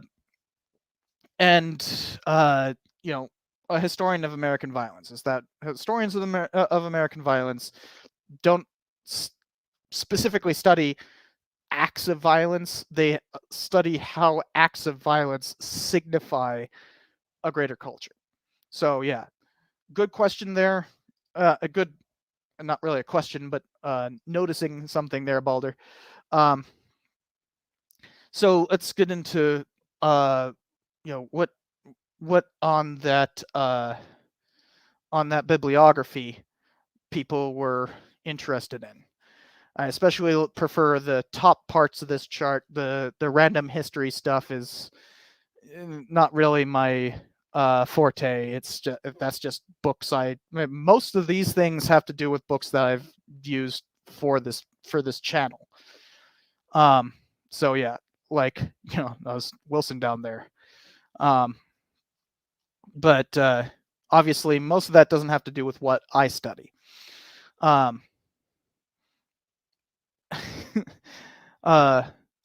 Vigilantism.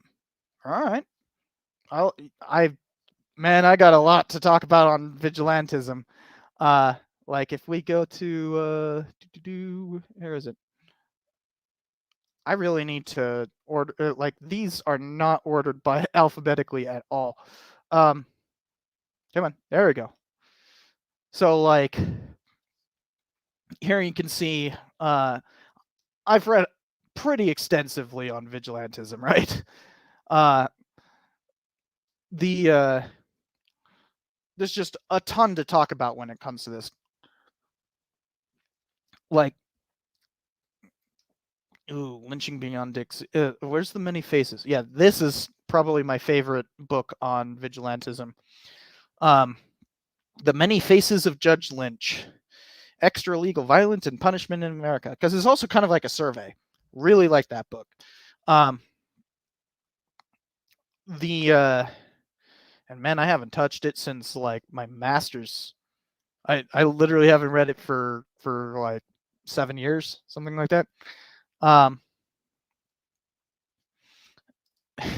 sounds morbid, but I think general violence is good to talk about, and being specific, policing and crime. Hmm. So we are in policing and crime is actually the book that we were talking about today, uh, American Homicide. This was in that section actually. Um, so a little bit different because I do have like Western violence that's talking about like outlaws. Yeah. So like this is the stuff where it's, your typical like six guns and single jacks, history of Silver City, pew pew pew kind of stuff. Bob Alexander is very much one of those like old line uh like just kind of telling cool stories Western historians,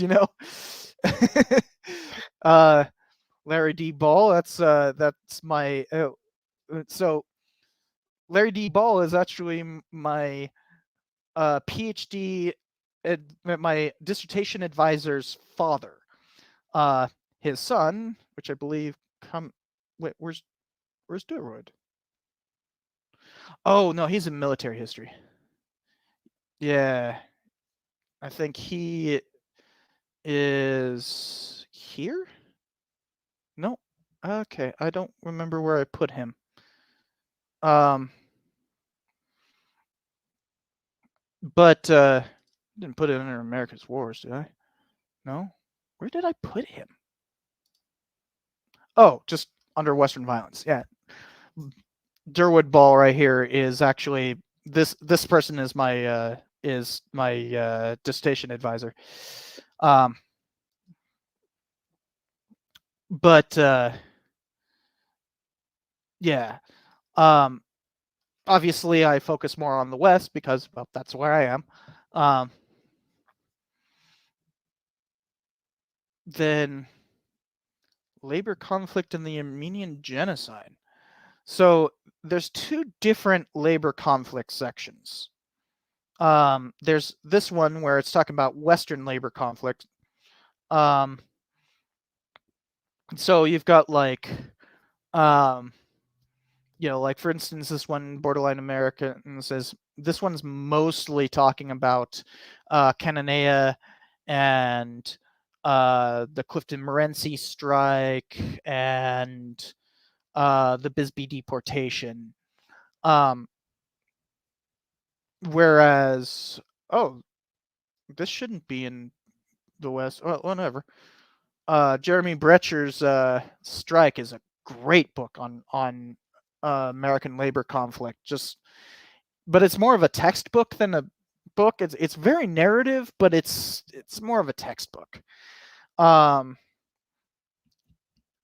in the Mountains. Oh yeah, that's about the this one. Oh, it's Lon Savage. Okay, yeah, I remember that one. Um, yeah, I have a few in here about the Battle of Blair Mountain because I did a whole research paper on that. But you can also see there's not much there. It goes. This is the end of that section. That's it in my labor conflict section. The Armenian genocide thing, that's a totally different subject. But yeah, I do have what there. Okay, there should be more on that because I did a episode on the Armenian genocide. I really need to split that out into. I did an episode on uh, the movie The Promise, and so I did that. But that's one of those more like not my topic things. Yeah. By the way, this bibliography is still woefully incomplete. It doesn't account for all the books I have or have read.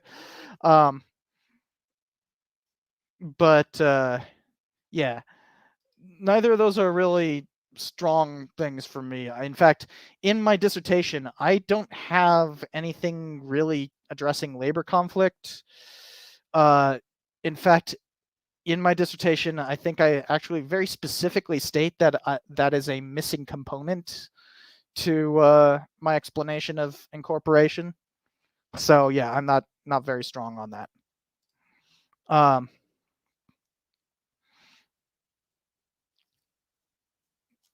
All right, so I'm trying to catch up on reading all of these. I'll go back to up here.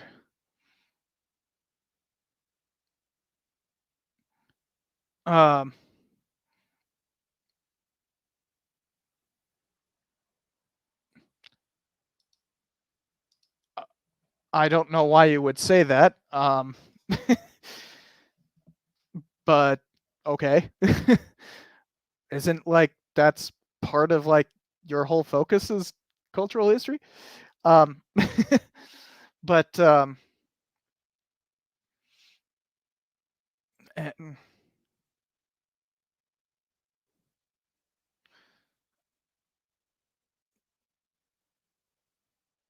oh, I love that book. But it is very much a book of its time. I think it was written in like 1886, 1888, something like that.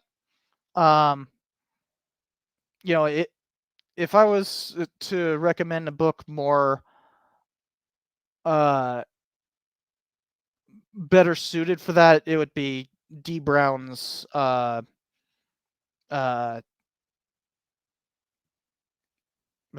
Bury on My Heart at Wounded Knee. Wow. That was difficult to come up with. But I like Tiger Star's earlier thing on doing one um on Flowers of the Summer Moon, I think it's called. Yeah, Flowers of the Summer Moon. Which would get into kind of roughly the same territory as that. So it's best to, you know, with each of these to kind of look at a different subject, you know? Obviously not Flowers of the Summer Moon are looking at a series of murders from right after World War I all the way into the 1930s. So like that's the Osage murders are not an Indian war, but like it's you know, kind of talking about like the issue of um, reservations, basically. And that's what Helen Hunt Jackson was doing. She actually worked for the Cupeño Reservation in the 1880s. So like she was like a social worker. Um, well, late 1870s and early 1880s, and got really disillusioned because of that. So, heck of a book, wouldn't really work, but it's also, you know, that's 1880s. The goal of this book club is to get people to read, right? Um, and while I assign the first chapter of that book to my for my um, for my second half of U.S. history survey, the that's for that class, you know, that's for a class.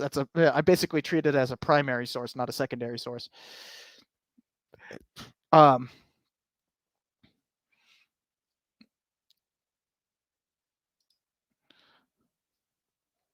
well, the Mexican American War could be a good one.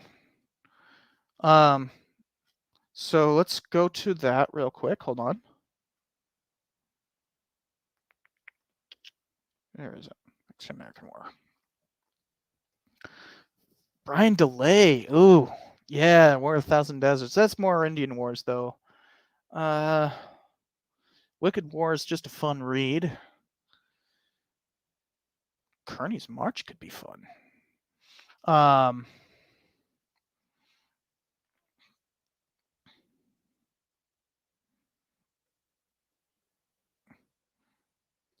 I've only read like a chapter of this. That might be worth going into. So the two suggestions thus far that stick out to me the most is The Many Faces of Judge Lynch and one of these books. And I really like War of a Thousand Deserts. It's a hell of a read. Makes you rethink the Mexican-American War and Comanches and Apaches' role in it altogether. But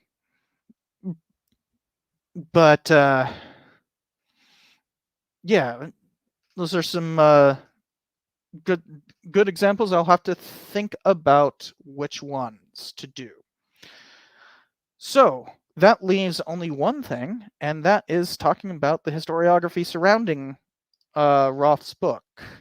So we've been talking a lot more about Roth, and we did a little bit of talking about Slotkin, and the next person I want to talk about, although you might have heard me talk about him quite enough, is Richard Maxwell Brown. But I only have these two. Well, I also have a encyclopedia, but the main one that most people would recognize is No Duty to Retreat, although I have Strain of Violence digitally. Hold on, let me pull it up. Come on, download faster. You can do it. There you go. I got to pull it out of my Google Drive.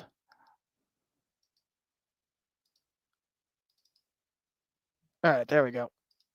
So, this is Richard Maxwell Brown's Strain of Violence. It's it kind of is what started him as like a predominant historian of American violence. Before this, he was looking at what were called regulators in South Carolina right after the French and Indian War, and then through the Revolution and into the 1790s. In fact, he was arguing there that LBJ had family there, and therefore that affected his willingness to go to the Vietnam War. A lot of stuff in the 1960s and 70s focused on like, why the heck did we go to Vietnam? And none of it had to do with like, actually studying the causes of the Vietnam War, but more like, well, Americans are predisposed to violence, and that's why LBJ decided to, get that blank check. It's kind of a terrible argument, but like, was really popular. We saw that with Slotkin, and that's exactly what Richard Maxwell Brown argued here. But this he argues that there are several strains of violence in American history that like, that a strain, as in like, a string of violent events, is why the U.S.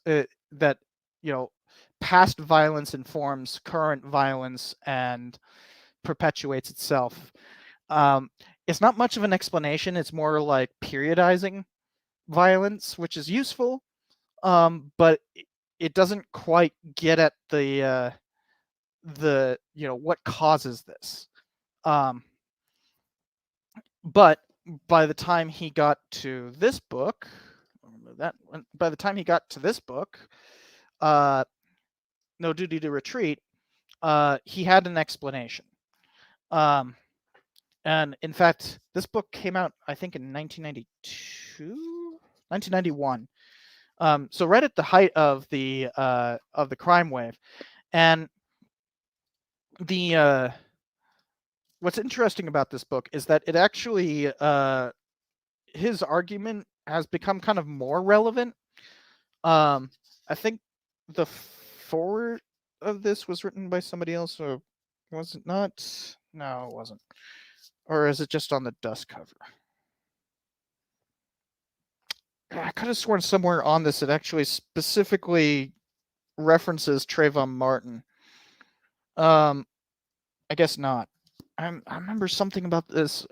Either way, this book got a lot of use more recently because as people have started talking about like why do we keep on having these instances of people like knocking on the wrong door and getting shot and stuff like that, it's because things like castle law um and stand your ground laws and stuff like that, and all of it comes down to this belief in uh that self-defense means that you do not have a duty to retreat, which is kind of different from everywhere else in the Western world where you actually have a duty to retreat before defending yourself.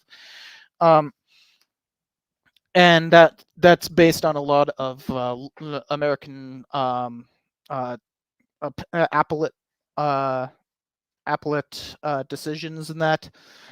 Um, and so yeah, super important. This is the first time that we really get like a unified theory of American violence.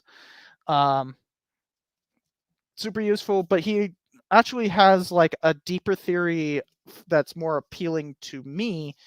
Uh, that's kind of halfway hidden in this book, but is pretty well displayed in his chapter on in this book. This is one of those Oxford histories, and it's really useful to have, like, especially if you're trying to specialize in something, get like an Oxford history, the Oxford history of, or the Blackwell Companion to. And basically these are semi-historiographic essays, but also like making a very clear argument about like where the field is going on something. And this one happens to have a chapter on American violence by Richard Maxwell Brown. Let me find it real quick.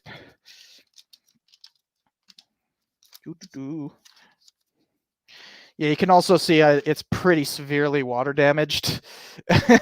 I carried it through the rain one too many times.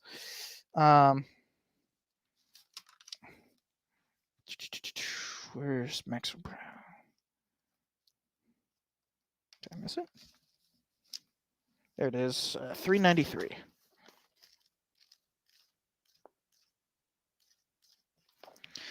All right, so his chapter on violence in the American West is kind of the last thing he really ever wrote before dying in 2008, and he really talks a lot about he has a great map. So what he calls it this Western Civil War of Incorporation. Where is this map? There it is. So if we have to kind of, there we go. It's hard to do this without like having it focus on my face. But here you can see he has like a map of violent events. This was incredibly useful for my dissertation. And in this, he's arguing that this is basically the map of the Western Civil War of Incorporation. He's basically arguing that the West was so ridiculously violent because it was being in the process of being incorporated into the American body politic. That is essentially, I take this chapter and turn that into my dissertation. Like that's how core that is to my work. So those are kind of like the old hands. You've got Slotkin and Richard Maxwell Brown. They're kind of like the cultural, the viewing violence as a cultural thing, but they weren't the only ones. You have social history, such as here with Roger D. McGrath. You guys might recognize McGrath because he ended up on the History Channel a lot. But in this book, this is the first book really to, I think this came out in like 1982, right? 1984. and this was the first book to really examine the whole idea that like the West was significantly more violent than the East during the frontier period. Um, he does another very useful thing to my dissertation. He uses case studies, 2 specific case studies. So what he does is he looks at all of the homicides in 2 cities that actually are like really close to each other, Bodie, California, and Silver City, Nevada. Although for much of Silver City's boom, it was thought to have been in California. That's how close they are to each other. And then Bodie basically took over for Silver City, and Silver City is basically a bunch of slabs today. But with that, he has like some concrete data to really show like, no, the West was significantly more violent than the East. Like, there's no ifs, ands, or buts about that, at least in the cases of Silver City and Bodie. And yeah, and he also is the first time that you see like a real historiographic argument about like, look, all these people who are saying that like, oh, the West isn't actually that bad, it's just movies making it seem like that. He's like, nah, those historians who are saying that, they aren't giving any kind of statistical data, they aren't freaking doing any kind of case studies, they're just blowing it out their butt.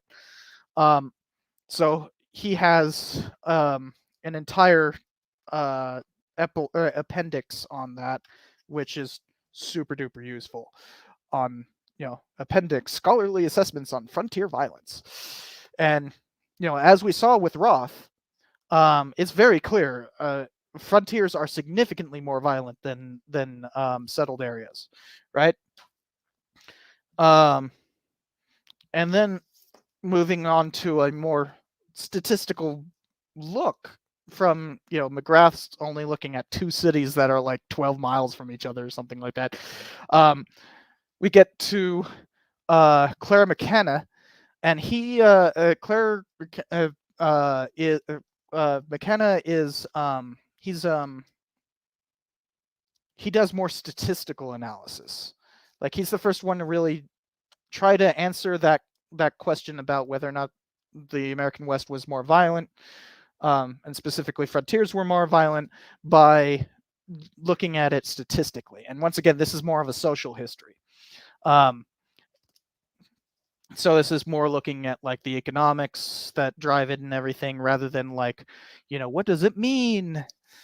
And one last one, getting back to culture, you have kind of a new blossoming of studying American violence in the West by looking at culture, by synthesizing, a lot of these like kind of very distinct perspectives into a larger one. And I think the best example of that is Ned Blackhawk, Violence Over the Land. There we go. And this book is basically arguing that violence spread like waves from initial contact and continuing contact, so that long before Spanish, Mexican, and American explorers and traders and whatnot came through places like southern Nevada, or really anywhere in the Intermountain West that was too desolate for people to go to, all the way until like the early 19th century.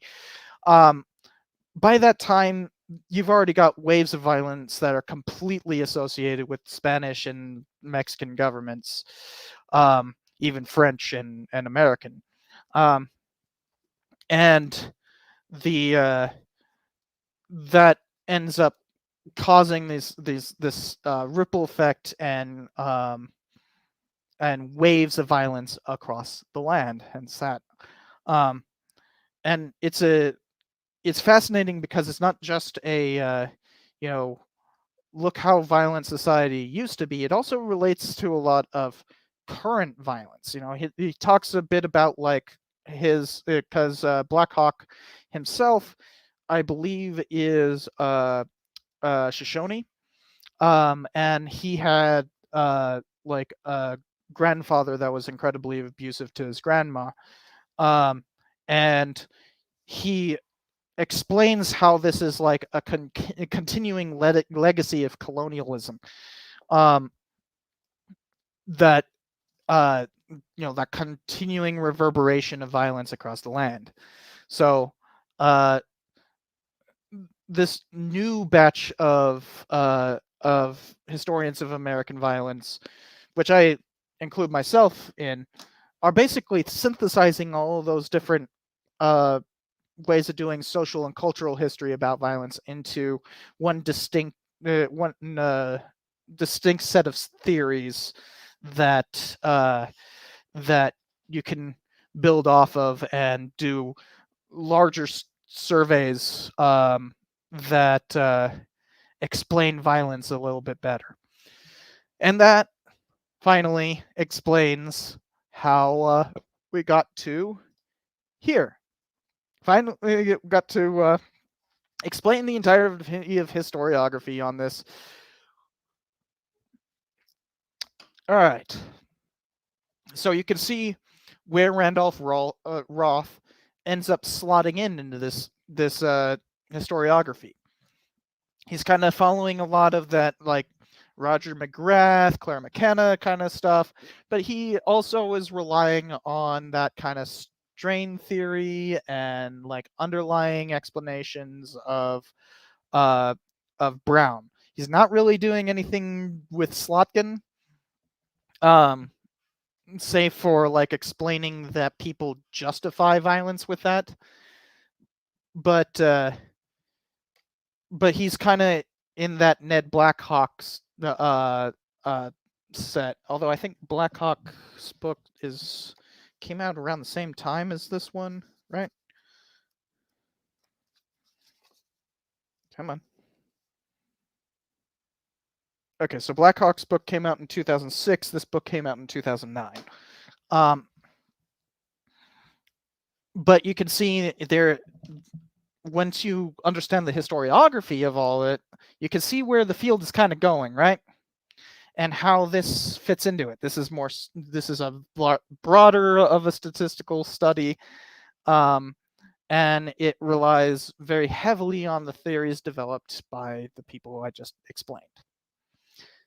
So, yeah, you guys kind of get how this fits into historiography? Got any questions on that?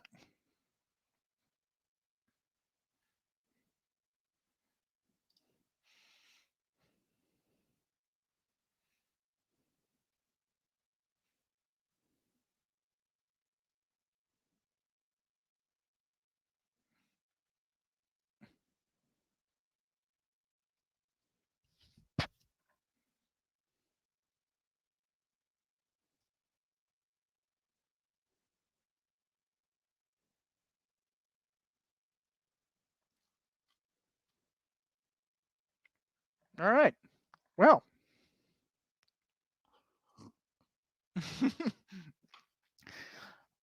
Well, Vinara, there is that bibliography that I linked earlier. If you go to my YouTube short on how to make a bibliography, it's in the description of that as well. And many of the books I've described here have Amazon affiliate links. Now, before I end this stream, I want to point out again what I pointed out at the beginning, is that there is in the description. Hold on. Too many things.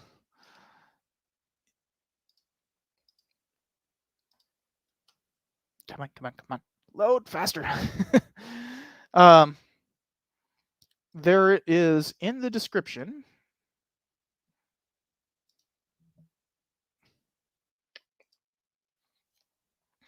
There it is.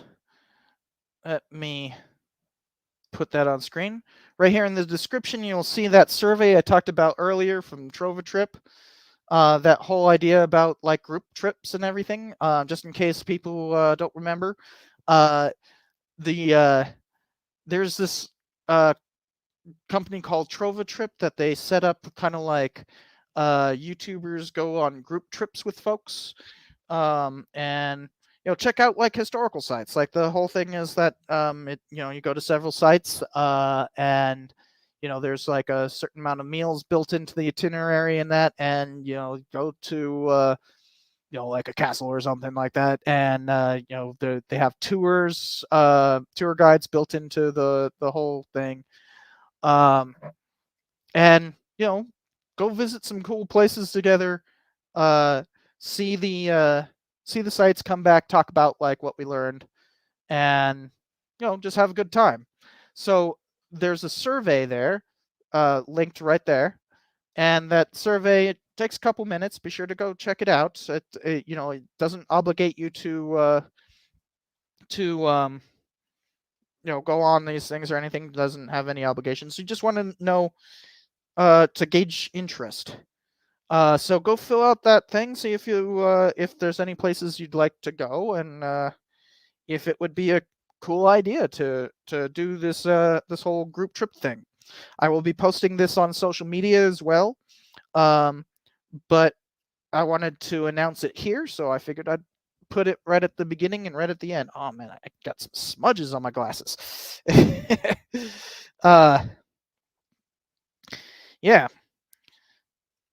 Finally, also in this description, I will be heading to I will be hopping on to well, it's only 8:40 here. I might be hopping onto the Discord after this at some point. So if you're not already on the Discord, there's a link right there. My Twitch, Facebook, all that kind of stuff is in there. Sorry for the folks on Twitch. Actually, you know what? On Twitch, I can real quickly put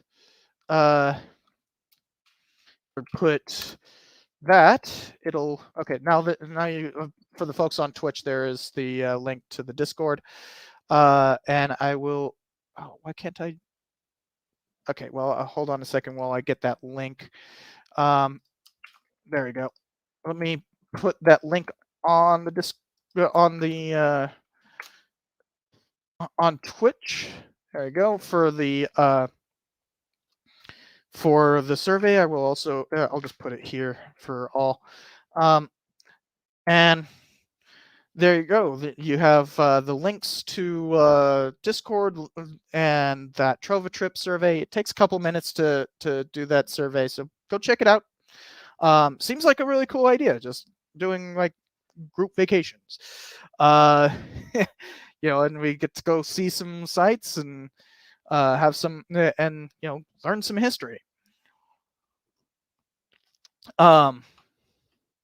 So I hope everybody had a good time with this and managed to do it everything in just 2 hours and 40 minutes. So most of these will probably be less than 2 hours, but this was the first one, and I had a lot of explaining to do. I hope you guys had a good time, and I'll see you all in the next one. There will be a video coming out next week, and it'll be on my dissertation, actually. So I will see you all in the next one.